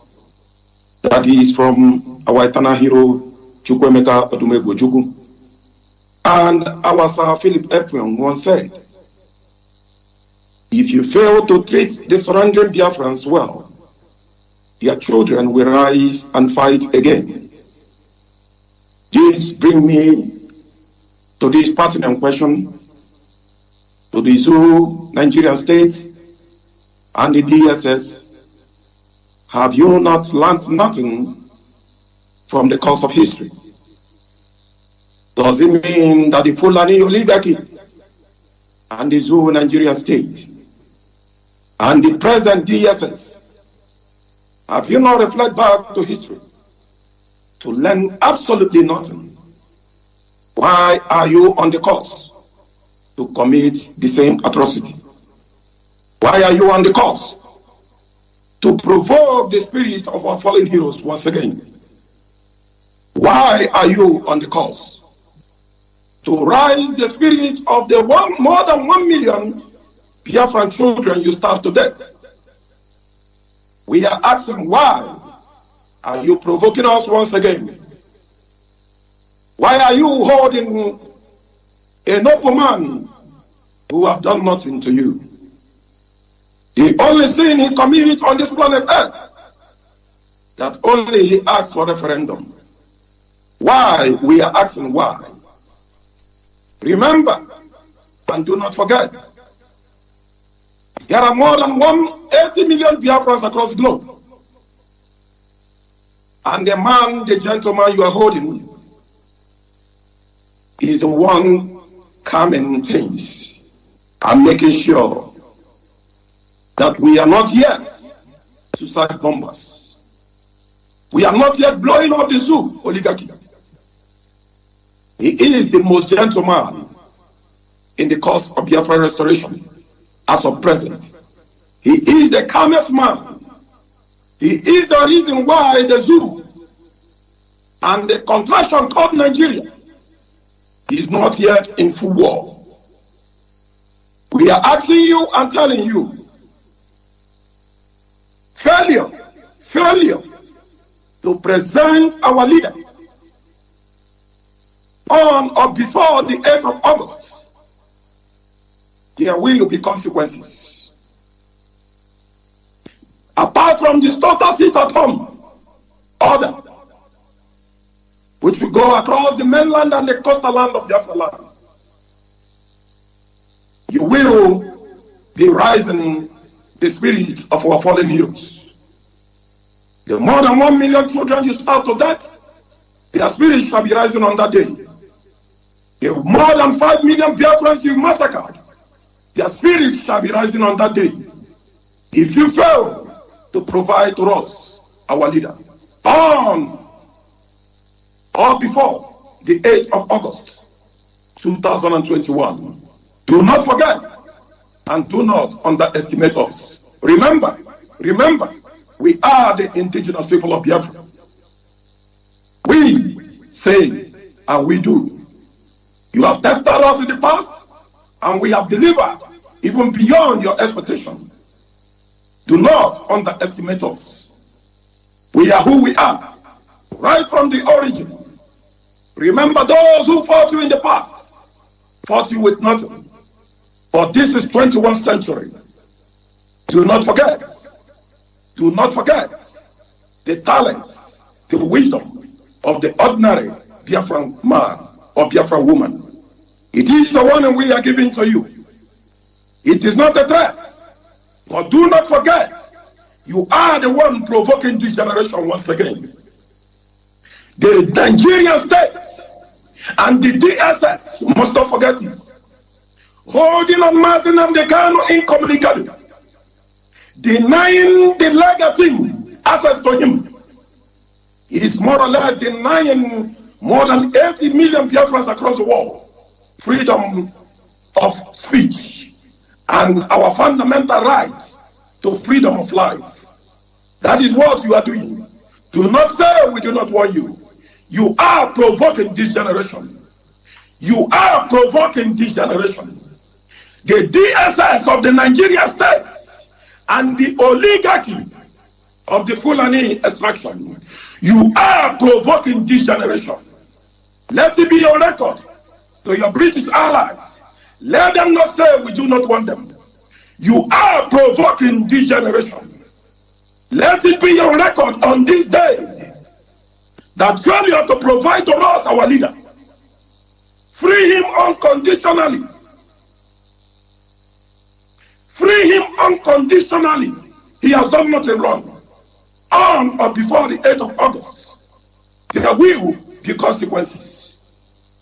To the Biafran leaders, the political, those who call themselves the political elites, you are watching before your very eyes, and they are maltreating your own son, your own flesh and blood, and you are there keeping quiet.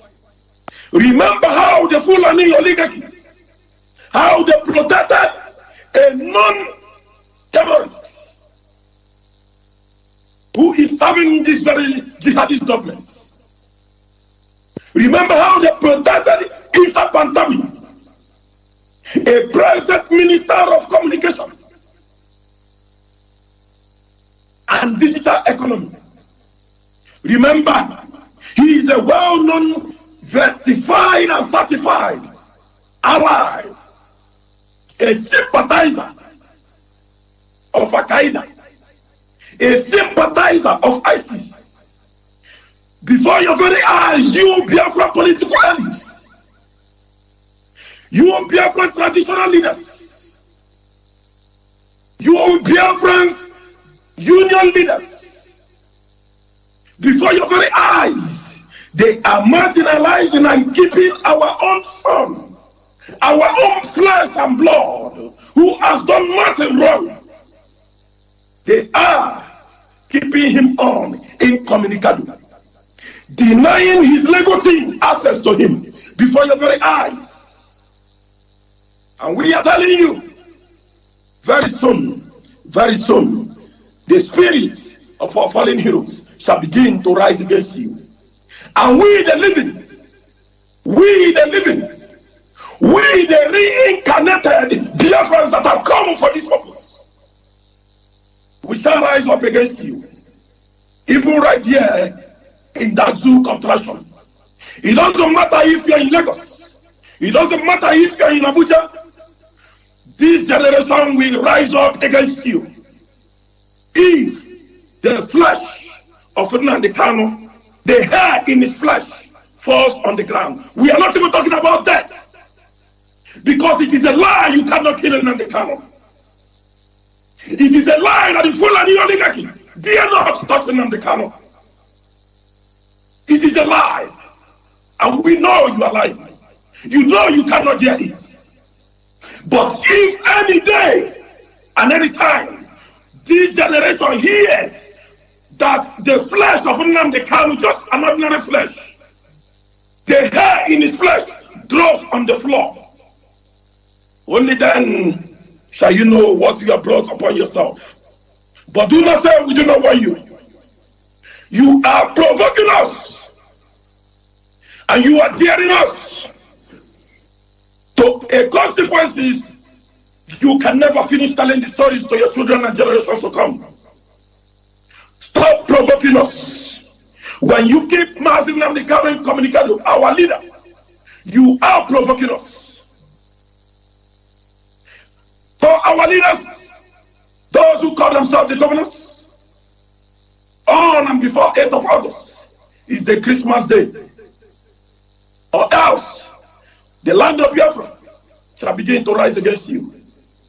The spirit of our fallen heroes shall begin to rise against you. It is not just a threat, but it must surely begin to happen to you all. And if you think that keeping our leader, Mazi Nnamdi Kanu, in the DSS custody will make Anambra election to go ahead, then you must be having a fantasy dream. You must be joking. If you think that our leader being there in the prison will make you go ahead with Anambra election, think again and be fast enough to do the needful. Release him unto us. To Justice Bitanyaku, before your very eyes, on the 26th of July, the DSS disobeyed your order, and they failed to bring before Ross, before your own courts. They failed to bring him before you.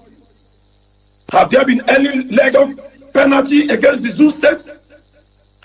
Justice Bitanyaku, if this trial is to go on a fair trial, like you have said, like the judiciary is meant to be, why did you fail to penalize the DSS for failing to bring before you our leader, Mazi Nnamdi Kanu? Why? On that note, we are telling you, we do not believe that this very case will be fair trial. Do the needful. Hand this very case over. Hand it over to ECOWAS. Hand it very case over to UN. Hand it very case over to ICC. We already conclude there will be no fair trial for our leader. By your action and inaction, you have made this very case. You have made this very case a case of no fair trial for our leader. What have you done to the DSS who have refused to obey court order today? What have you done, Justice Bitanyagu? Have you summoned them to appear before you in the court? We are asking you. We are asking you. You deny him of freedom of speech.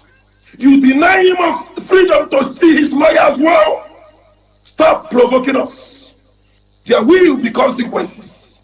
This is the generation of 221, of 21st century, not the past generation of 1967 and 1970. Do not stop deceiving yourself that you will conquer this generation. It is practically impossible. We are more radicalized. We are more fanatic. We are more radical than even the man before your custody. We are more. He's the one coming us.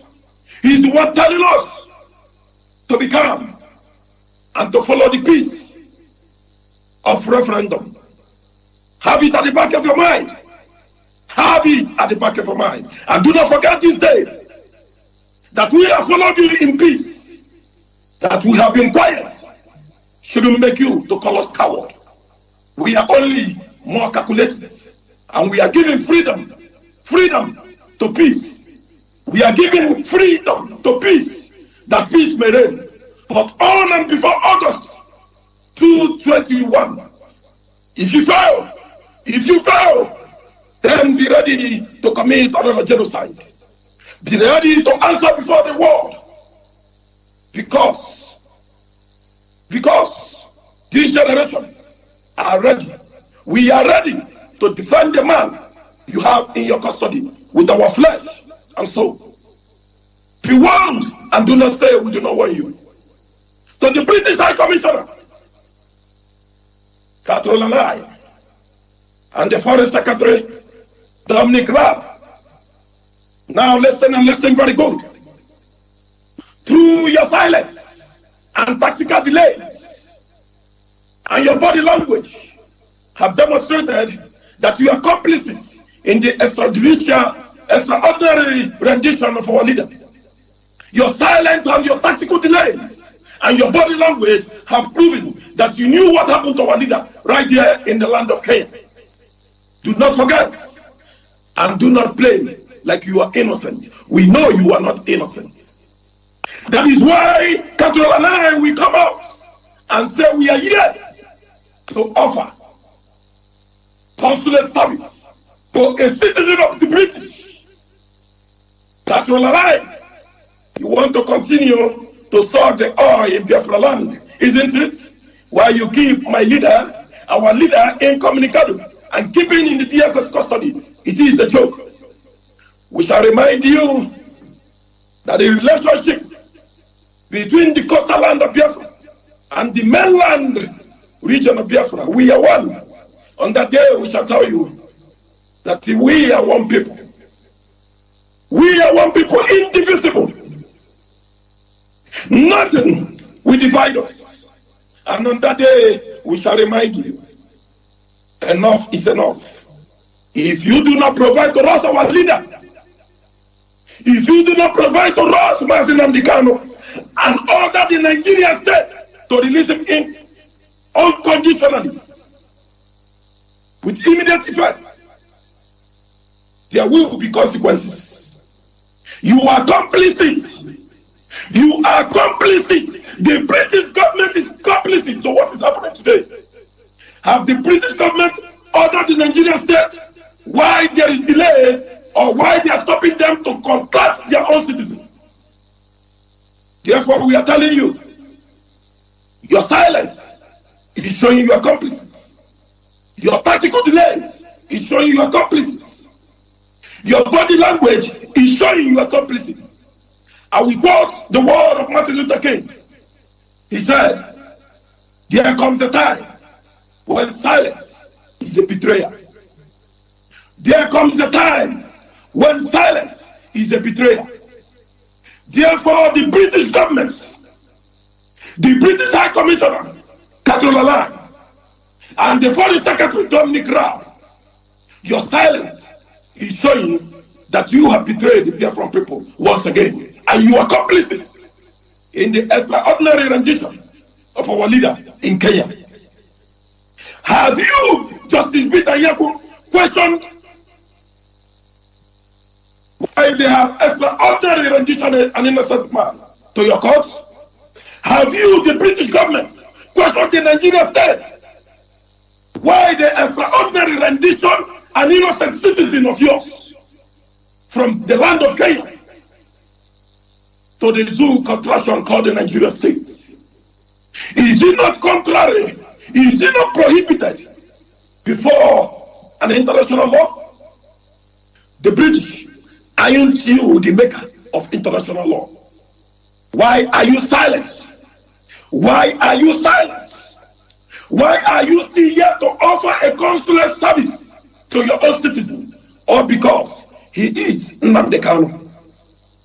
He is fighting for the freedom of his own people. Biafrans all over the world. If they have to kill us all, then let them kill us all. We will never, not today, not tomorrow, and not ever, abandon our leader Mazi Nnamdi Kanu. Never, ever, ever. If they are ready to kill all of us, then we are ready to die. Remember the word of our leader.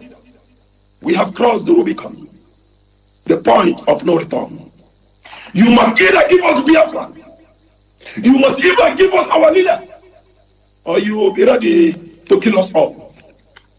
Biafrans all over the world, this is not the time to be distracted. This is the time to remain focused. Remember, whoever attacked DOS attacks Onyendu Mazi Nnamdi Kanu, because DOS is Onyendu Mazi Nnamdi Kanu. Our leader Mazi Nnamdi Kanu is DOS. That is the structure he put in place. That is the structure he made before us, that we may follow. It remains the same command and control. It remains the same chain of command.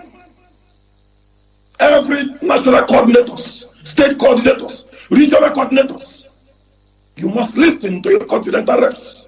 You must listen to your national coordinators. You must listen to the head of the Directorate, Mazi Chika Edosiem, and the deputy, Mazi Tony Nzurumike, who is here right here before us.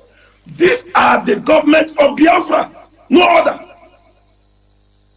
No other. Not somebody on Facebook ranting can be your spokesperson. No, that is not the way our leader have asked us to follow. Don't be deceived by what you see.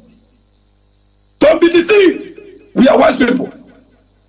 We are wise people. For DOS to follow an instruction, know that there is something DOS have seen that you are not seeing. Follow the same chain of command. Follow the same command and control. And do not be deceived by those things that are called the distraction, the plot of the enemy. The plot of the enemies of our leader Mazi Nnamdi Kanu. Those who claim to be among us but are not among us. Do not be deceived. Remain firm and remain resolute. Follow the same command and control, and follow the chain of command. Whatever your continental rep tells you is coming from the DOS. Whatever your continental rep pass across to the national coordinator. The national coordinator must listen. Failure to listen, there will be consequences. My fellow Biafrans, we cannot continue to waste much of your time, but to round this, to summarize it all, we must remain resolute and be prepared. If they fail to provide our leader on or before the 8th of August, then the spirit of our fallen heroes shall rise. And we know what that means. And we know what that means. To the saboteurs. To the saboteurs. Okay. Now you will see that it is our leader who has been coming us, not to take care of you. Now you will see that it is our leader, Mazi Nnamdi Kanu, who has been coming with Biafrans, not to handle you the way we should handle you. But right now, we shall take care of you because you have committed atrocity against the land of Biafra. And the land of Biafra will take care of you. Thank you all, Biafrans all across the world. I greet you all. Once again, my name is Mazin Nachi, your South American Continental Reps. To my Deputy HOD, I hand over to you. Maze, Jonathan, thank you for your good work once again. You are doing a marvelous work. Thank you so much. At this very juncture, we are going to move to a different phase altogether. That's going to be the phase of picking up questions. Our brother, Mazi Jonathan, is going to coordinate that and conduct it. And we are going to receive questions forwarded to us. And then I'm going to handle questions, and I'm going to extend questions answers to, or let me say, convey more questions to other people to provide answers. Thank you very much, Mazin Nachi, the South American continental rep, for that very lengthy but very, very, very well delivered coverage. Thank you so much. Mazi, Jonathan, I give you the microphone to now welcome all the questions from across the board. Thank you so much. Thank you, Mazin Zurumike. Thank you for the listeners. You're listening to Radio Biafra House Service, coming to you through the auspices of Radio Biafra London.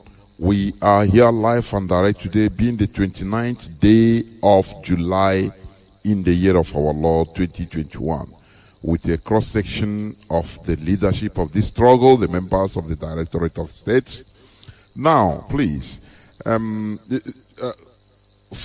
the lockdown ghost town order, somebody reasonably asked, because I think he's a student, he said that day, on Monday the 9th, some people are taking the NECO exams, and they are going to have, I think, mathematics. He was precise.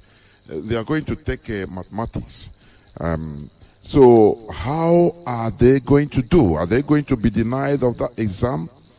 I saw it's a very reasonable question, please. So please, and the others also asking about other special duties, like maybe doctors, special duties. Are they also be restricted of movements? That is the first question I want you people to take care of, please.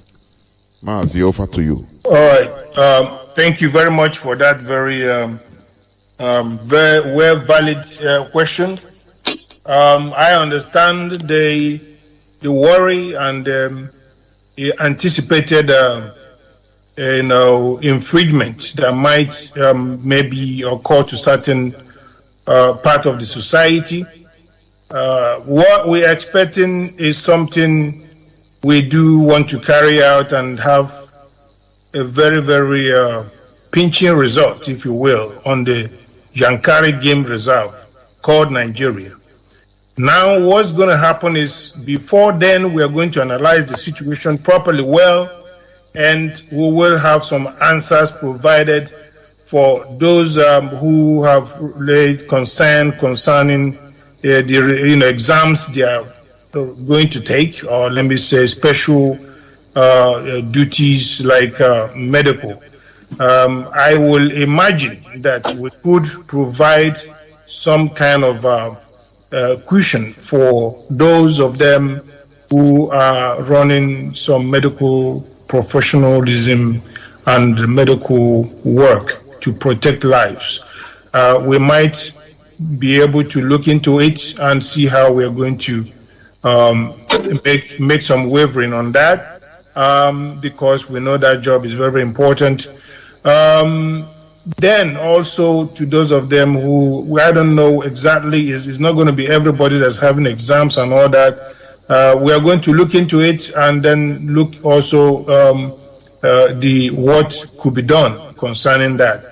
But everything we're talking about is the zoo must release our leader unconditionally.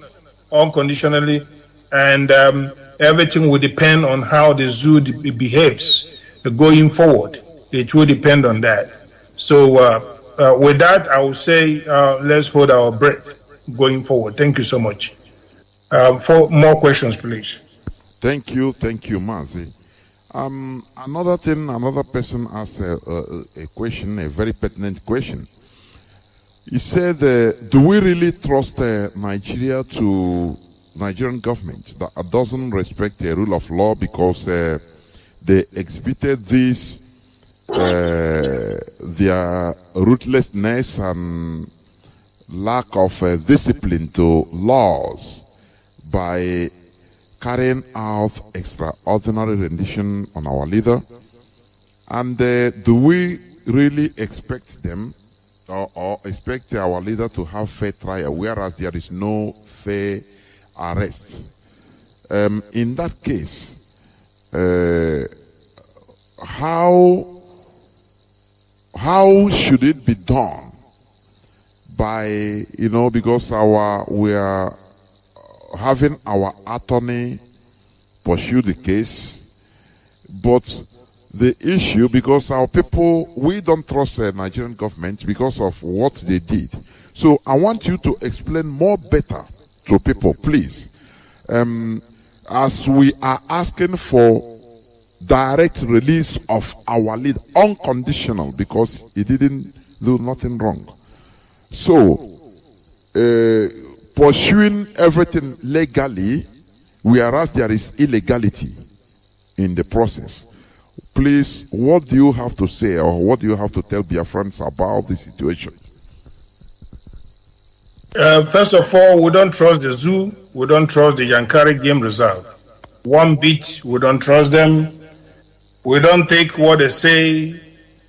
We don't at all. So, and we don't expect them to be fair. Like one of us said tonight, based on what we've seen so far, what they've displayed so far, we don't, trust them, and we don't expect them to be fair. But then, of course, we do have very high level of confidence in our legal team. We know they're going to dissect and definitely crumble the opponents and force them to a submission where they have to see to it that our leader indeed is free of all these charges. This is just to stop us from becoming a free people. As we speak, we are all in a shackle. We are all shackled up in rusting chains of the Janjaweed Caliphate, and we must release ourselves from this. That is the only reason why they are holding him, because they have an agenda to dip their Quran into the bite of Biafra. And we are saying no to that, and we are saying going forward, we are going to deploy everything possible to make sure that our leader is out. As simple as that. Either they do it in the right shape or form or fashion, or we'll let them know the way to get it done. As simple as that. Our leader must be freed unconditionally. Thank you so much. Thank you. And let me also, I know this question has been touched upon by you and many of you that have spoken. But let me also ask it, because many people asked about it.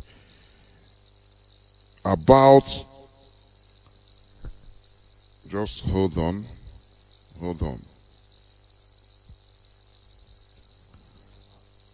Okay. About this lockdown.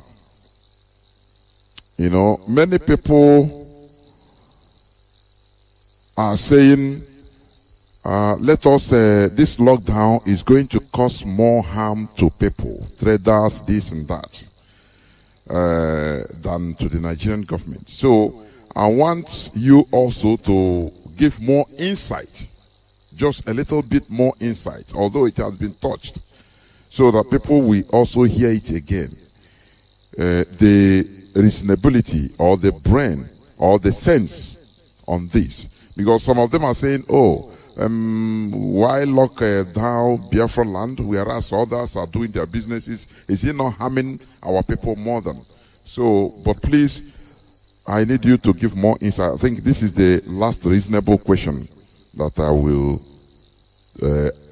pick from what is being written. Please give more insight about this, about the sense or the brain behind this lockdown to our people and how it will affect the Nigerian economy.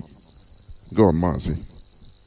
Yes, thank you so much. Of course, I will go into it a little bit, and I will also make an extension to one of my colleagues right here, one of our brothers on the platform. But first of all, I just want to, primarily draw this to a look that it should be clear that we, in the Igbo language, we say, we are not alive. We are not alive. How many of them can eat, a full square meal in a day?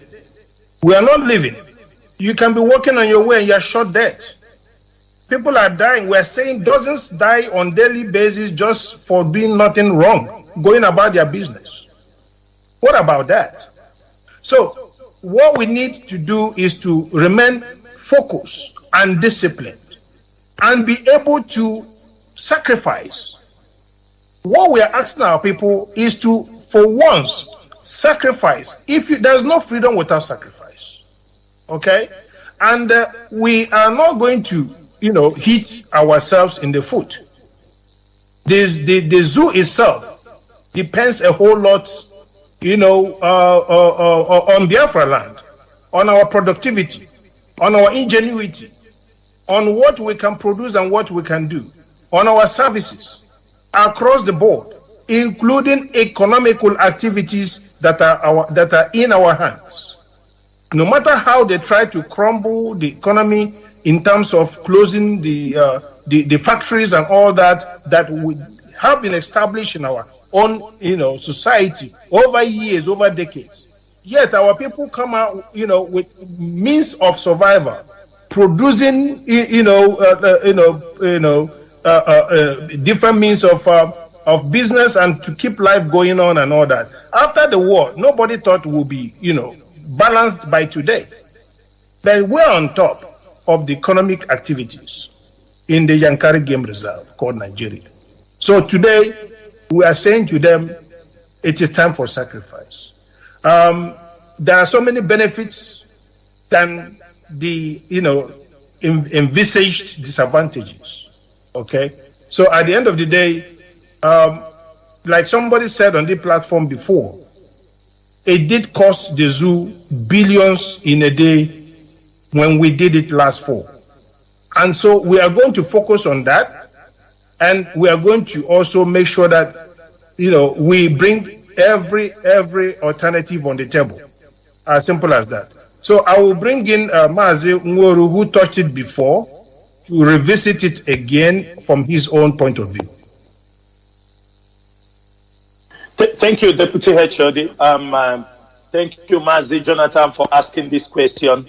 Our duty here is to clarify our people, for them to understand the need to sit at home on night. I have heard the first question where somebody talked about NECO. The question is, when you pass your NECO, do anybody give you opportunity to study? Is there no catchment area before you can go to study?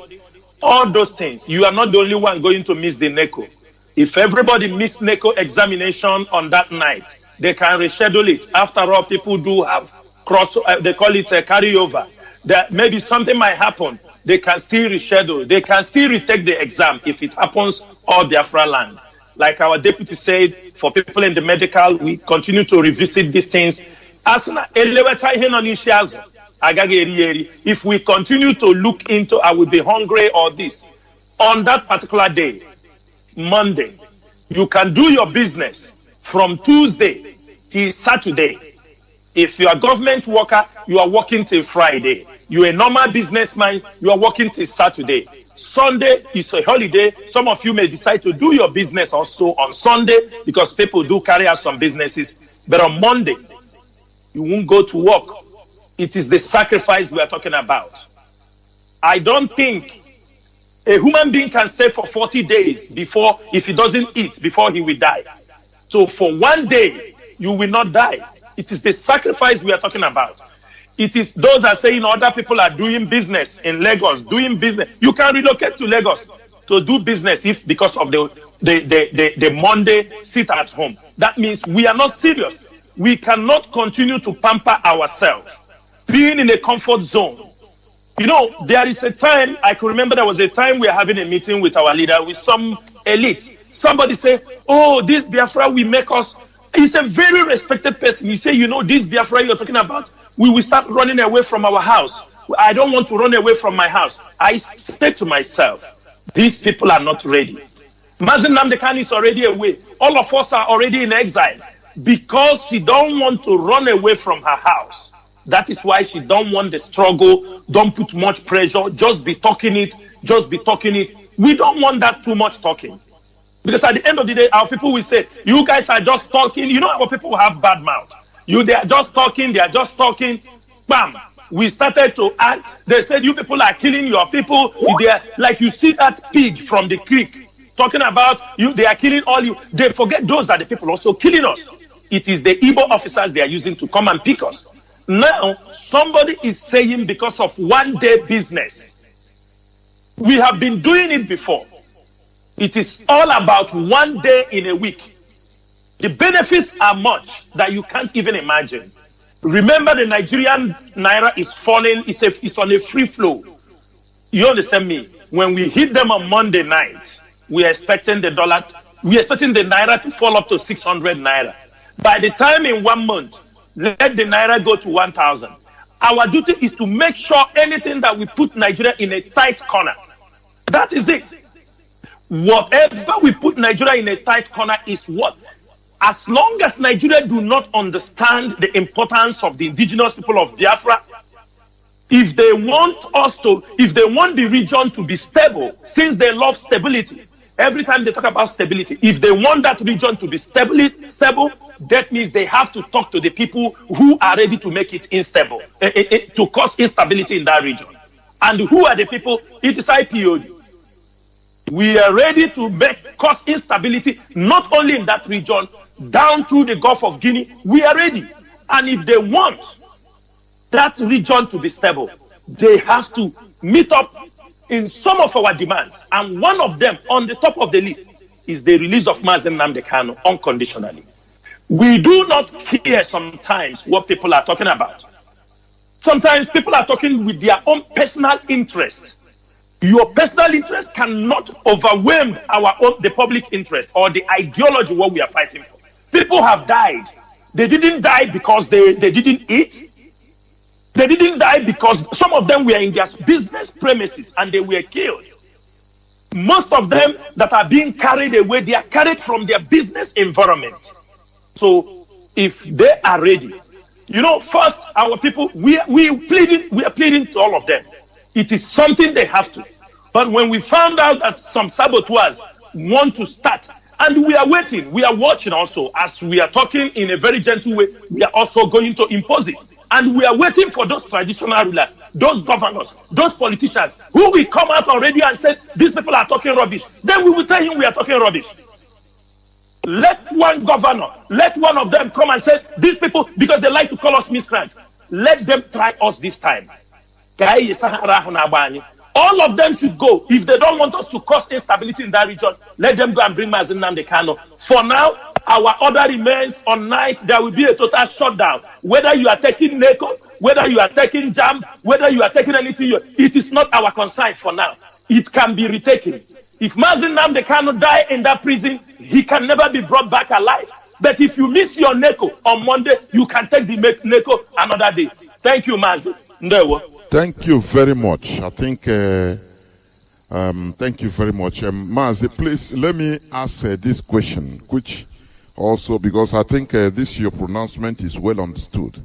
Let me also ask this question, which somebody sent.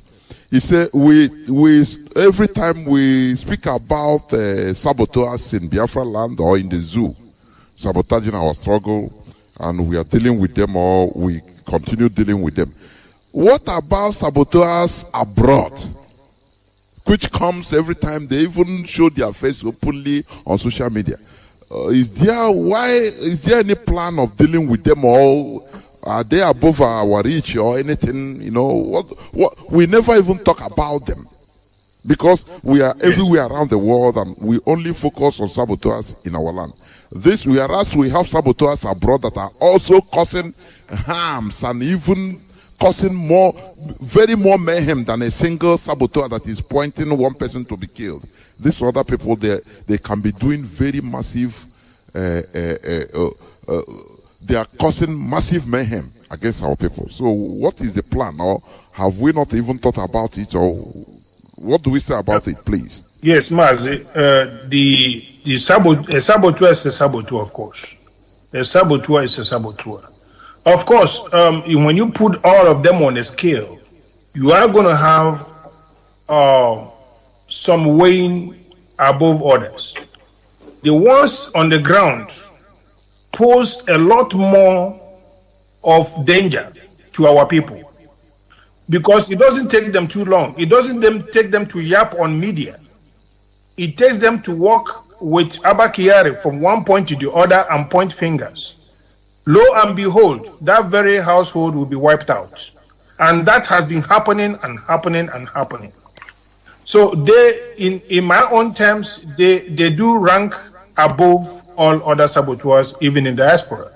Those in diaspora, wherever they are also on the radar. They are being watched as we speak. They are being watched. So it's a scale of preference. How do we go? Which one is our priority in terms of how to dislodge? And be rest assured that all those who are trying to bring our downfall, to make sure that collectively we are not free, we are going to break their bones. Believe you me. Thank you so much. Go ahead with the next question. Thank you. I think. Thank you. If somebody, I think for now the question, these are the ones I can pick out. I don't know what somebody already wanted to say. You continue. Okay, what will happen is this. Deputy OJD, please let me elaborate on that a little bit. Mazi, I would like us to go to a few people who have not spoken according to like Mazi Jonathan just said. I would like to bring in our sister from the coastal area, Mrs. Penairi. I hope you are still up and alive right here on board.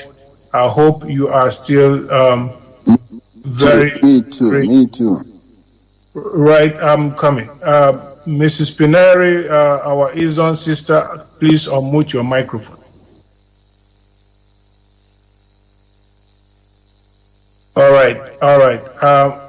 Okay, there we go. She's coming up. Please greet Biafrans and please do hail your people in your language as well. Thank you so much. Hello, good evening, good morning, good afternoon. I greet all lovers of freedom across the world, all Biafrans, all people of light. I greet all of you. My name is Penairi Juliana Harry. I greet you from my location. I would like to, first of all, remind Biafrans, remind the IPOB family that before our leader went missing, he did say that we should pray. He gave us some psalms to pray and to keep moving on with the prayer. The nation of Biafra is a land of light and sound. The Holy Spirit dwells in the land of Biafra and in the people of Biafra. People of darkness are trying all they can to take our land. These are people who worship death. All they have to offer is death. And that is all they've had to offer since they showed up on our shores.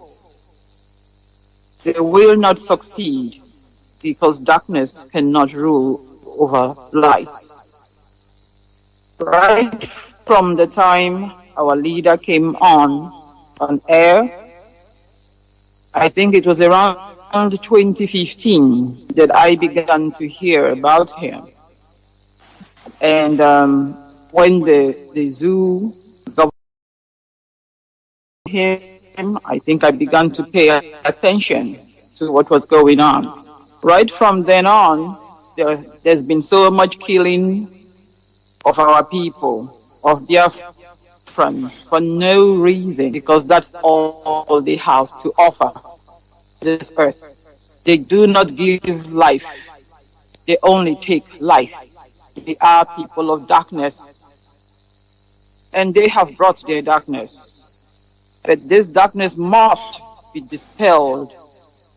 So I call upon the light of God to erase every darkness, every dark cloud, every dark spirit that is roaming the land of Biafra and roaming the land of indigenous nations of the contraption. I would like to remind IPOB family and Biafrans worldwide that our prayers are working. The Psalms we read are powerful. All our cry from our heart, all our love that we send to our leader, he can get it, he receives it. All the love we send to him can envelop him, and he can feel our love. And all our prayers to beat down the dark forces has been working. We can see that the zoo on their own has destroyed themselves. So no recognition, no respect anywhere in the world. They respect nothing. They have exposed themselves all over, and they have crumbled the zoo by their own hands. Right from 2015, when I began to pay attention, I actually was thinking to myself, do these people even understand that each time they kill one indigenous person of that contraption, do they even understand that they kill that place, they kill the name Nigeria? I remember I made a comment a long time ago when people were talking about these things on Facebook. That was when I actually wrote, do these people understand each human being, each person they drop is the death of that name in Nigeria? If they understood it, they would stop this killing. They've had their fun thinking they are terrorizing, and because that is what they are, that is what is in their DNA, that is all they have to offer. And humanity don't want that. Humanity wants life.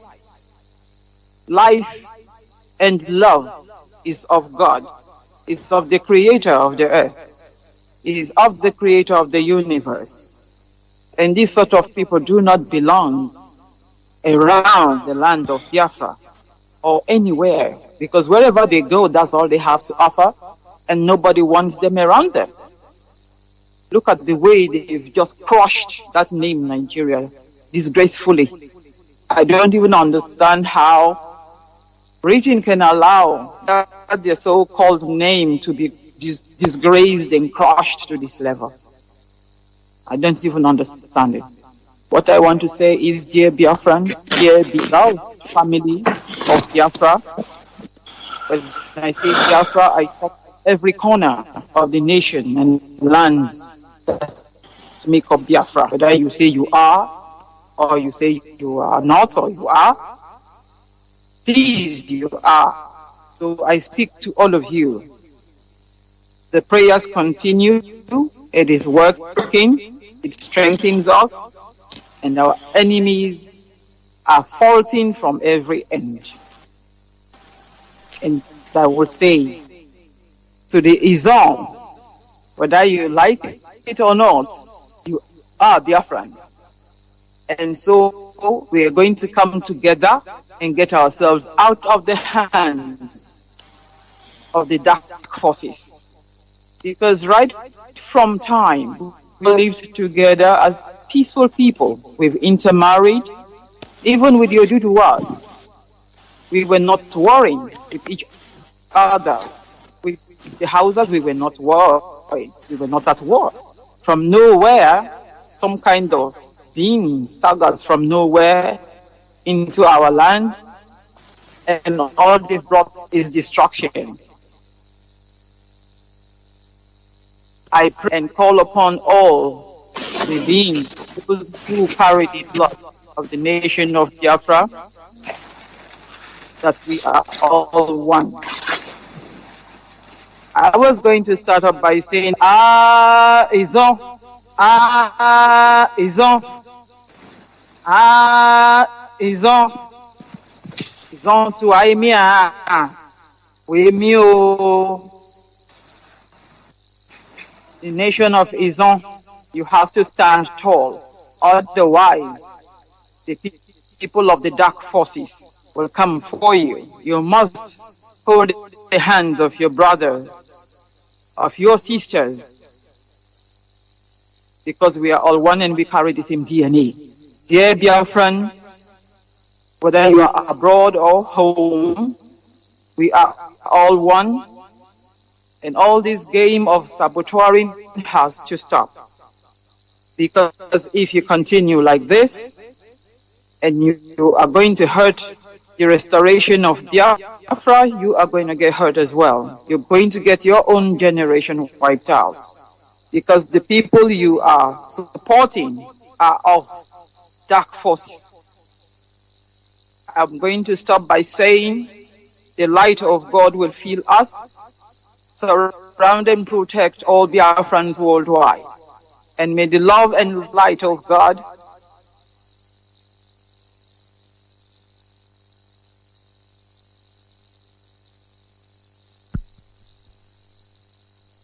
Have we lost her, please? Have we lost our sister? I think so. All right. Can we? I think she was about concluding. So let's go to Mazo Forma then. Mazo Forma, you can take it from there then. Thank you so much. Okay, thank you, Deputy Heshodi. Good evening. Good morning here, Biafrans and friends of Biafra. Good evening, good afternoon, regardless of where you are. My name is Mazo Forma, Chukwude Forma. I reside here in Australia. I thank Deputy Heshodi for organizing this program like this. It's a very wonderful one. And I thank my colleagues. I thank the presenter, as Jonathan. But before I comment, as a ritual on the radio, I always call upon the name of Chukwuka because this radio is his mouthpiece. The heaven rejoices each time we broadcast on this radio. Heavenly Father, we thank you. We bless your name. Come and be with us, be with our leader, and give us strength to continue to push forward. Victory is what you promise us, but the road is rough. With your support, we will conquer. We will come out victorious. All this we ask in your mighty name. He said, the area I wanted to touch here is the side of the British government. You know, there are those who know more about international law and the citizens of a nation. I will start by saying that I will be a more diplomatic. I'm highly disappointed with the way the British government is handling their citizens. Mazin Nnamdi Kanu is not a citizen of Nigeria. Mazin Nnamdi Kanu was never born in Nigeria. Mazin Nnamdi Kanu was born of a Biafra. His birth certificate said it all. He denounced Nigerian passport many years ago. He's a British citizen. And he was extraordinary rendition from Kenya. Kenya is a former British colony. The Zoological Republic of Nigeria is a former British colony.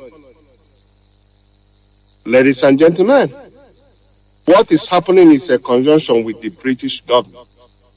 They know in and out of everything. It's because of Mazen Nandekano being a black man and be a Biafra for that matter.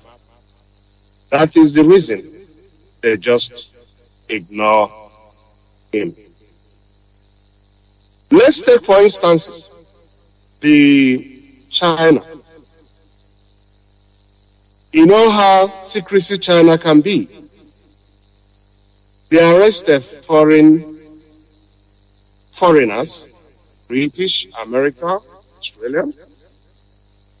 They can deny access to the prisoner. But do you know what? The consulate will go and make a demand to see their citizens. If the Chinese government refused, the consulate will call a briefing and they made it announced, and the radio, the TV of the host country will carry it.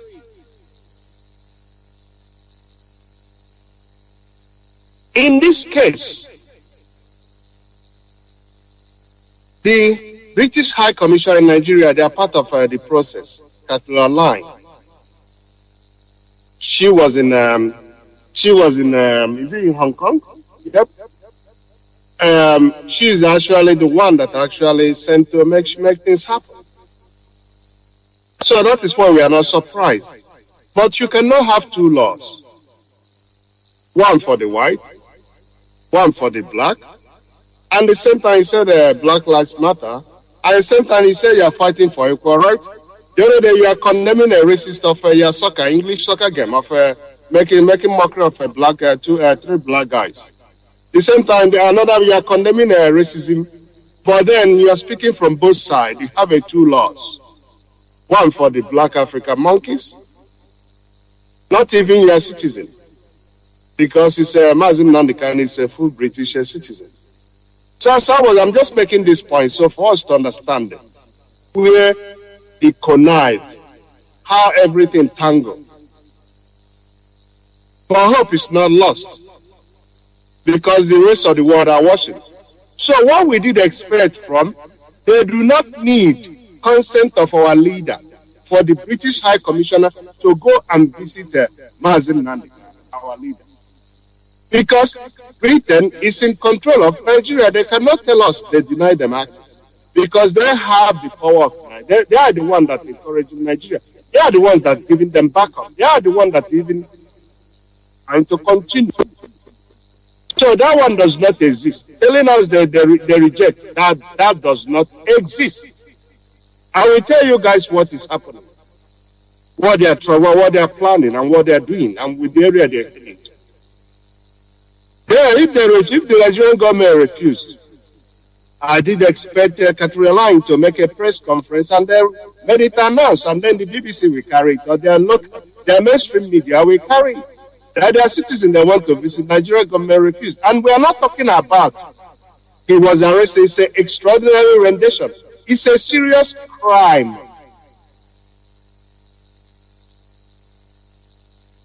It's a serious crime on international law. It's from one country to the other. It's not an ordinary case.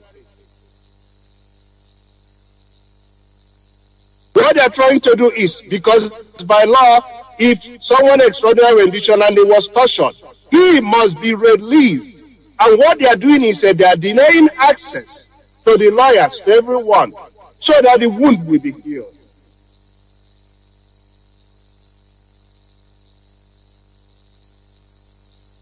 That is why we must put every pressure on the British government. From our side, from our family in UK, we must. The parliamentary, we must. We must put a heavy pressure on them, because they are abandoning their citizens. If case be, we take them to court because their commissioner, the British High Commissioner in Nigeria is not doing their duty, including in foreign affairs or foreign minister, whatever name they are calling their own. They are not. They are part of the system to suppress us, to hold down the Biafra. But guess what? You guys are going to break, regardless. Our leader told you guys don't stop what you are doing, the United Kingdom is going to break. It doesn't matter. But one thing is, all of you can try to hold us down. That will not happen. I will give you a reference. No one defeats ideology. Since you guys, the whole world, I will give the most recent example. The whole world, after September 11, the whole world teamed up and went into Afghanistan to drive away Taliban. Osama bin Laden was killed. Today, I mean the powers of the world, the whole world. Today, what is happening in Afghanistan? Even Mullah Omar was killed. Mullah Omar, the spiritual leader there. Go on. Yep, he was killed. Today, what is happening? The rest of the world are pulled out because they are losing. Guess what? What is happening? Taliban is taking over. So, the reason I'm making this reference is, if we Biafra determines that we must be free, because it has been ordained from heaven. The only difference is Chukwu Okabema said this time you guys have to go and fight for it.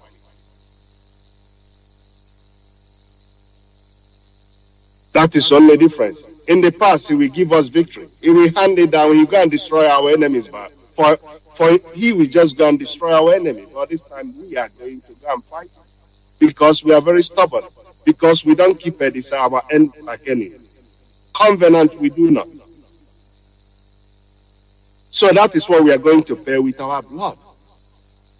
The road might be rough. Very, very rough. Bumpy, name it. But do you see that destination, the end, is victory waiting for us there. So we must have that hard attitude. We must have that stubbornness that beyond imaginable, which I know we have, because the Biafrans, they are hard hearts. Those of us back home, it doesn't matter what they do. It doesn't matter how long they suppress us. We must continue marching forward. They did the same thing in Vietnam. They did not succeed.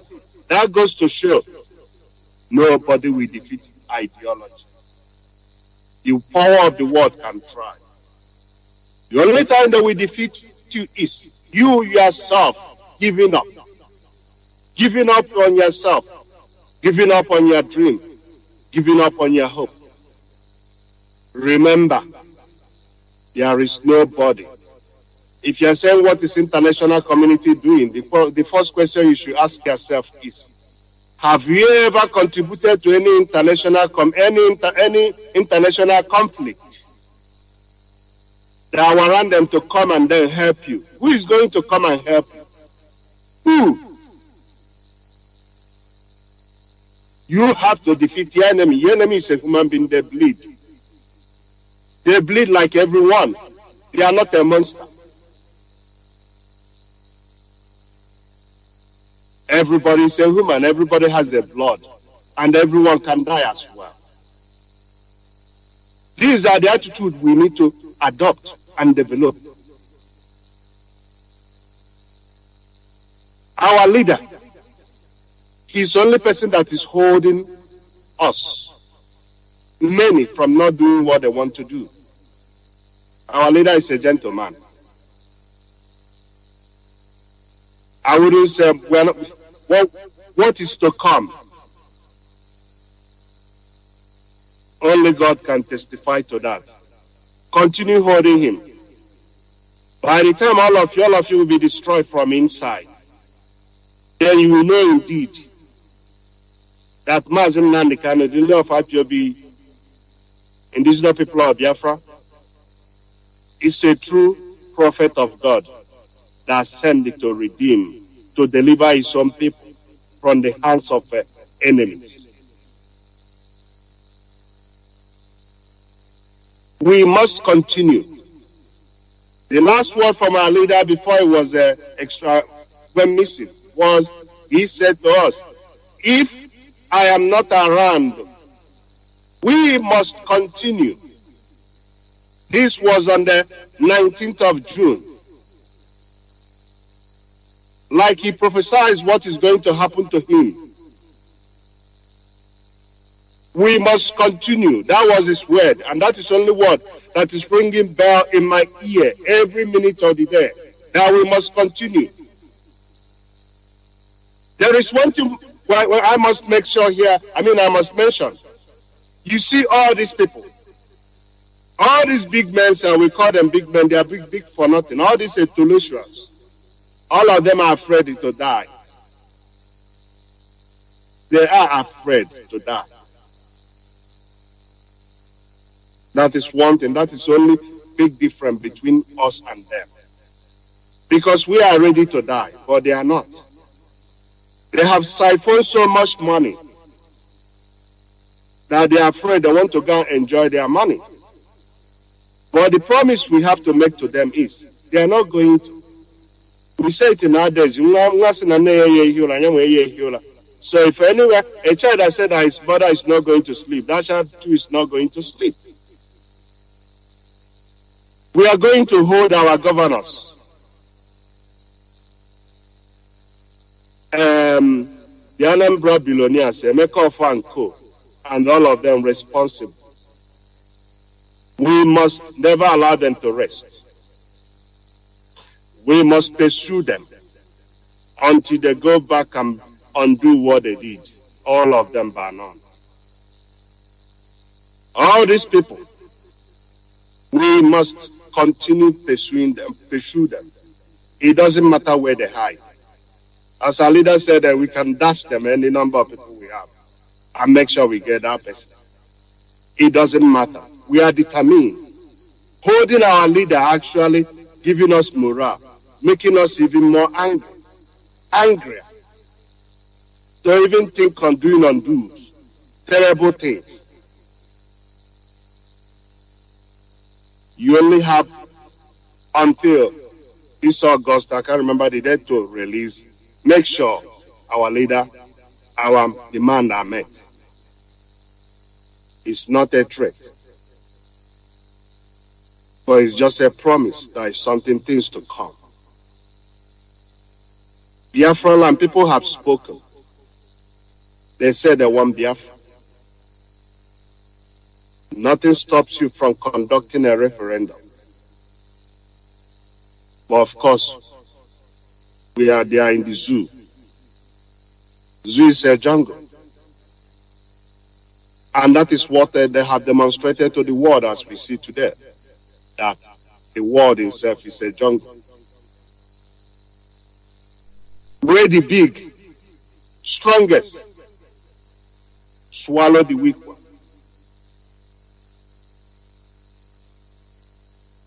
Unless if the weak one has grown a ball and fight back, only then they can earn a recognition. Biafrans, if we say we are ready for freedom, we continue marching forward. Every Monday we must do the honorable thing with clothes. Sit at home. If that is the least, that will be the least sacrifice we can give to gain something greater, to be free as a free people. If we do not do all these things, if we do not take a very serious action, and this is one of them, believe you me, we will be running in circles. And that is what our enemy wants us to do. They will be coming in with all these manners of excuses, ideas, and one thing or the other, just to hold us down, just to confuse us. We that have graduated from our leader, from the Radio Biafra. If there is a 4 degree, we would have gotten our 4 degree from Radio Biafra. Many of us were naive until we attended the school of Radio Biafra, lectured by our prophet, Mazin Nandikana, and all our eyes become open wider. Biafrans and friends of Biafra, I know many are depressed. Don't lose hope. Everything is working according to Chukwuka Biama plan. Every inch of the way, as I said, the road is rough, but the victory is assured. Nobody will stop us. Only we will stop ourselves. You say how? The white people didn't conquer us. It was we that conquered ourselves and hand ourselves over to them. How should you hear that for? It wasn't us. It was us that fight ourselves. The white people recruited us, and then we go and fight ourselves, and then pave the way. Then at the end, I wasn't told, I was deceived. They didn't tell me what they are doing. The same thing that is happening with Sabo in our land. They give you 5,000, 2,000, you're pointing finger. You say, they just asked me. I say, I didn't know that's what they meant. That is, history is repeating itself. We should. Long throat is what is killing us. We should avoid it by all cost. That 200 naira will lead to your death. Will cause you harm. It can cause you to lose everything you have. Because those people that give you money, they will continue to hold you down. One day you step away, the zoo police will shut you down. Or one thing or the other happen to you. We have to reject everything that comes from them. Nothing good can ever come from them. They don't mean well for us. Remember what their father said. Sudan or Sokoto. That Nigeria is Nigeria. I can't remember exactly the quote. That Nigeria belongs to the great grandfather. Dedicate Nigeria to the great grandfather of their father, Uthman Danfodio. That we will never allow the South to rule themselves. We will control their destiny. We are going to use the minority to control them and control their destiny. That is what is playing today. And somebody, Adamu, 1956 again said, when a Sudaner said that, they laughed. Today, the Bible the Quran has touched the Atlantic, because they said the Quran must touch the Atlantic. That is our end. They thought I was joking. Today, what is happening in our land? The so-called intellectuals, they are the ones that are bringing them in. They are the ones that are selling us. They are the ones that manners of things to fulfill the dream of man and Sudan also. It's our duty of this generation to reject all those things. All the concussion, everything they have given us to swallow, it's now for us to vomit all of them and look toward the new country, the land of Chukwuka Biama, where we worship Chukwuka Biama in truth and in honesty, where everyone will live equally. You do it, everything is based on merit, not by quota. I will stop here. Thank you, Master Jonathan, for giving me this opportunity. I thank Deputy Heshodi. Thank you, everyone. May Chukwuka Biama bless us and guide us. Sir.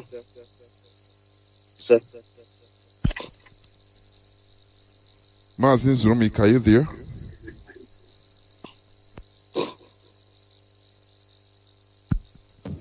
Yes, I was having some difficulty with the system. Thank you so much, Maz. I don't know. We want to be very brief and round up very, very imminently. I think if there are no more questions, we have to go to. By the way, that was Mazi or former that just spoke. He is our continental rep for Australia and Oceania. He is also the head of the media, IPOB Worldwide. So we thank him for that contribution. I think briefly, let me see who we have here. Mazi Chinemere, do you have something to say? Very briefly. Mazi Chinemere is the central, is a regional rep for Central Africa and North Africa. Mazi Chinemere, are you available?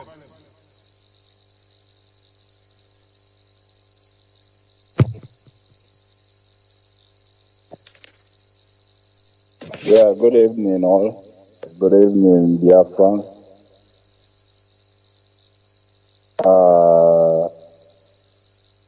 I want to use this opportunity to thank everybody, to thank the whole Biafrans, all lovers of freedom. I am Chinemere John from Enugu State, from Kano, and then Kano, Guzuru. I have to, this point around, say good evening to everybody once again. We are not here to make a new comment that we've not heard before from our leader. We all know the legacy and the policy of our leader and of IPOB. We are not here to make a new rule or make new rules, but to enforce what our leader has put in place. But I want to use this opportunity to thank everybody, to thank all Biafrans, and also to say that we are not here to create a new rules or new regulation, but to enforce the legacy of our leader, which is the restoration of Biafra. And once again, nothing new, rather than to fight for the restoration of Biafra. Like what others have said, British is involved in all these things. After that, they invited Kenya to recompense them for what they have been doing for them, helping them to kidnap people. Kenya has been known as one of the world's most terrorist countries, and also Nigeria. So anywhere British set their foot in this world has been killings, hunger, slavery to humanity. So with all these things going around, we Biafrans, we should all get ready. We should all get ready. We will start by, first of all, the lockdown. After that, subsequent things will be coming up because we cannot allow all these things to go on. We can't allow it to go on.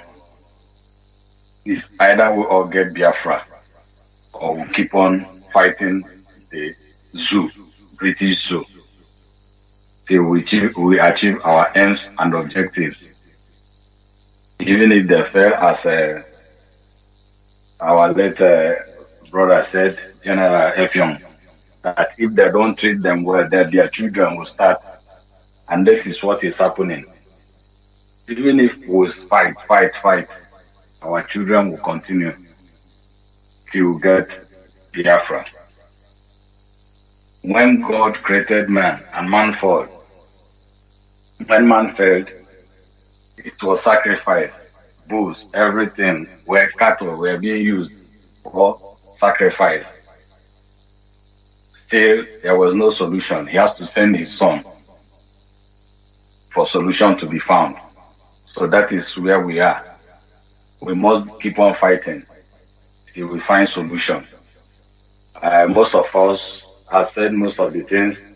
I cannot keep on repeating what they have said, but rather I am encouraging all Biafrans, those at home in Biafra land, those in diaspora, especially if you are in Central and in North Africa, try to join our family. We are in every country, Central and North Africa. In every country. In every country. Try and join. Give your own quota. Bring up your own idea. And the Lord be with each and every one of us. Thank you all. Right. Thank you so much. Mazi Egwim, please. Mazi Egwim is our representative, regional representative of East Africa. Mazi Egwim, go ahead, please.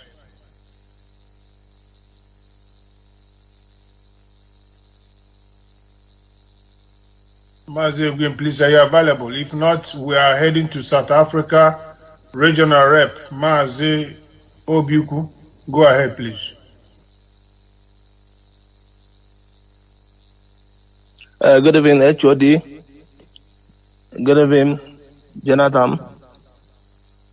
And good evening, Biafrans all over the world. My name is Siliman Mazi Chidebere Obiuku. By special grace of Chukwu Kikabiama, I come from Oketiti, Amambara. Biafrans all over the world, especially those in Biafra land. We are come again to educate you what is going to come.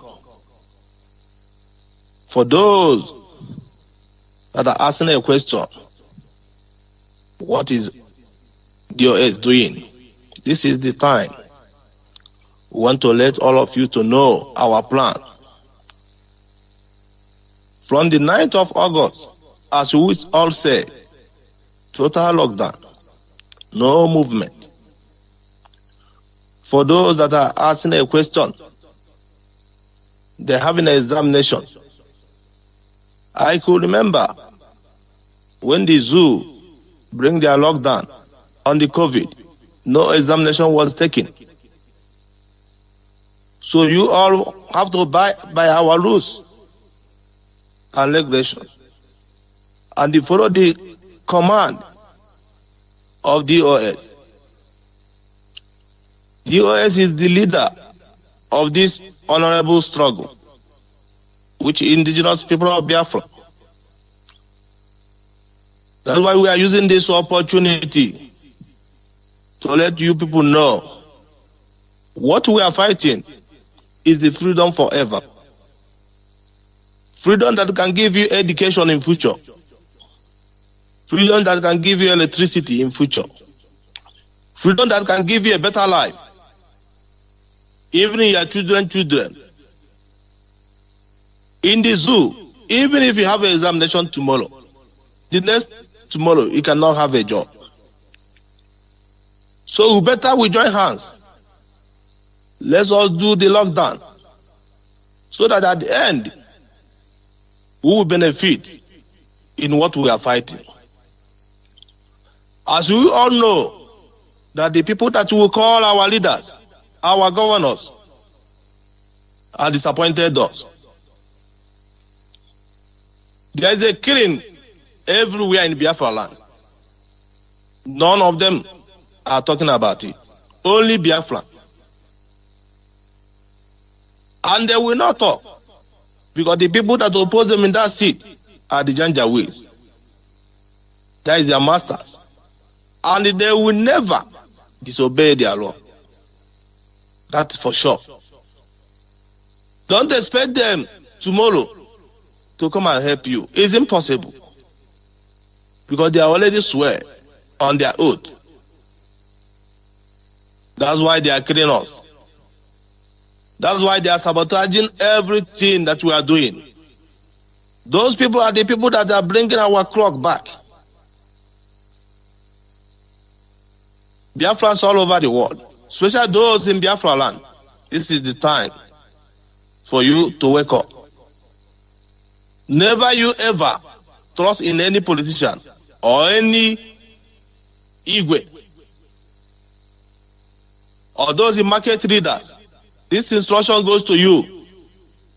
The order I've given by the OS. This is time for us to obey the rules so that at the end, we'll get what we are looking for. Because the zoo have already heard our leader are thinking that we don't know anything to do. As one of the flav say, immediately we heard our leader, then many of them will scatter.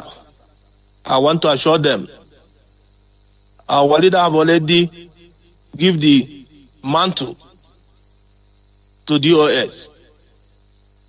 And DOS is the pillar of this IPOB movement.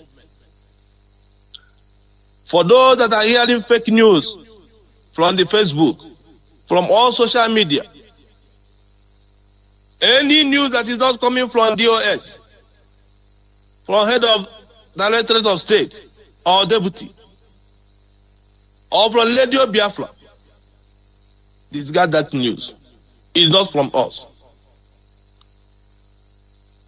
There's a fake news moving around on the Facebook, Instagram, Twitter. If it's not signed by the HOD or from DOS, discard that news. Because many of them are into this struggle now. Just maybe 2 weeks or 3 weeks ago, to disturb what we are doing, because they are the pay agent. They have to work according to what they pay to them. 5,000 data, they will just come on the social media, start talking rubbish. And many of you who are not hardcore will follow them because of what they are saying. Many are saying that there is no leader. Who told you that? Our leader Mazi Nnamdi Kanu have already given instruction and give the mantle to us through our HOD, Mazi Edoziem, and his deputy, Mazi Nzurumike. To us, we are members of DOS, to carry out the struggle whenever he's around or not. As a Jew holding our leader, we have to carry the struggle until they release our leader. Whether they like it or not, they will release our leader. This strategy of lockdown is the best way to hold the Jew down. But many of you doesn't know. I want people in Biafra land for them to follow the instruction that's coming from DOS. Mazi, let me stop here for other people to continue. Thank you so much for giving me this great opportunity to talk to my people. And thank you, Jonathan, also as well. I'm standby. I'm still Mazi Obiuku, South African regional lead. Right. That's very great. I would like to see if Mazi Jonathan has somebody that want to call in for a question or two. Despite the ones we've answered, we can still entertain like 1, 2, 3 questions and we will wrap up. Mazi, I don't know if you want to open a line. I don't know. It's possible for you. Although I have... Mazi Jonathan, are you there? Sorry, I muted my mic and I was speaking. Although I have advertised that people should put their questions on writing, and that is what people did. I don't know. You know, mostly in Biafra land, by now, it's really night. So, you know, people are, some people are sending questions, but some of the questions are not something we need to be discussing on air, you know. Yes. Our people have no limit. What is the capacity of ESN? Please, you know, there are different questions. Not everything we are going to be entertaining. So I think most of the questions, the questions that are reasonable that should reach you, I have asked it anyway. So all right. We're going to conclusion, right? Exactly. All right. If I'm back on air, let me know. You are back. You are being heard on air. All right. Fellow Biafrans and lovers of freedom, we have come to the end of this very episode. The gentlemen and women who are on this very platform decided they must come to address our people. All this while, we've been battling with a lot of homework. We've been dealing with very, very, very serious and Herculean tasks behind the curtain. And after some little relief, we have decided to come and address you all. In all good faith, we are promising you that we'll be coming more and more on air to address and engage you in one spirit. Do not forget, Biafrans across the board, we are all one family, sharing one DNA, held together by our own very, very backbone. That backbone is unbreakable. It holds us together, and it is designed by Chukwuka Abiyam.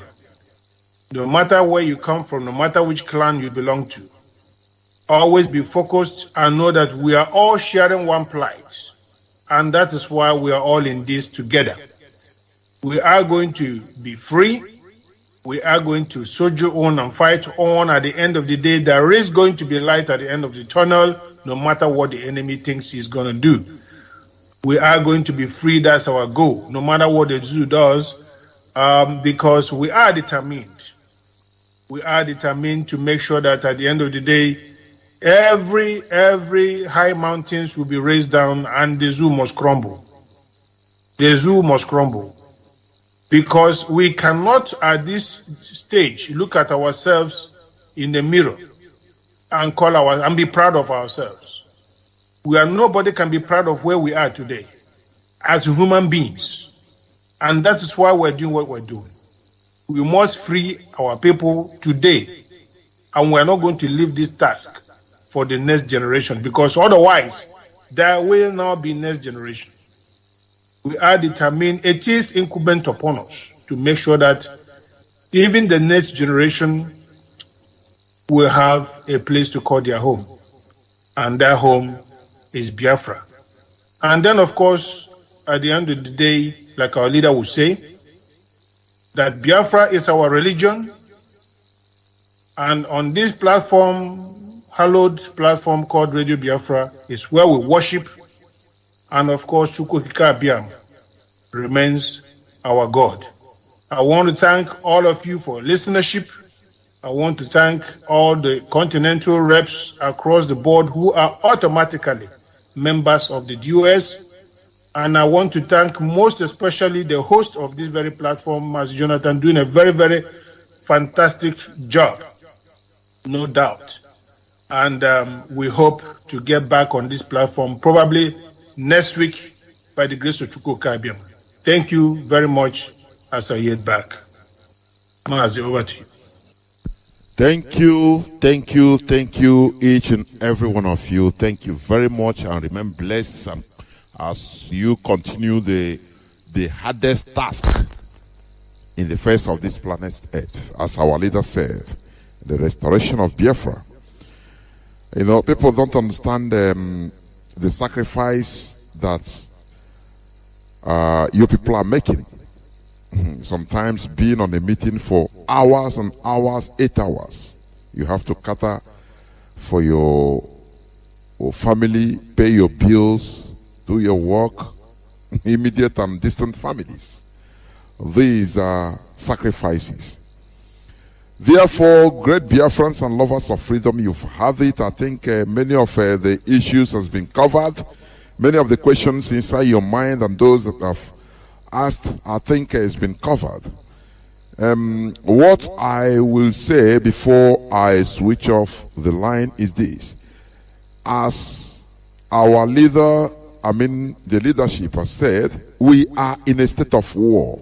For those that are saying or giving excuse or trying to talk about going to exam or one thing or the other, imagine in a war, you are in an exam hall and there is an aircraft on top and bomb lands on you. What will happen? They will not talk about the exam again. It's casualties, you know. Ima achewa elephant ehi uzogbu mmadụ ahapụzie akụkọ ehi na-akụzi akọ mmadụ. So what we are saying is we are in a state of war, and what we are doing is fighting for freedom. It's not freedom maybe just for temporal freedom. No. Once we achieve our freedom, it remains forever. So this temporary inconvenience is a sacrifice that you have to make.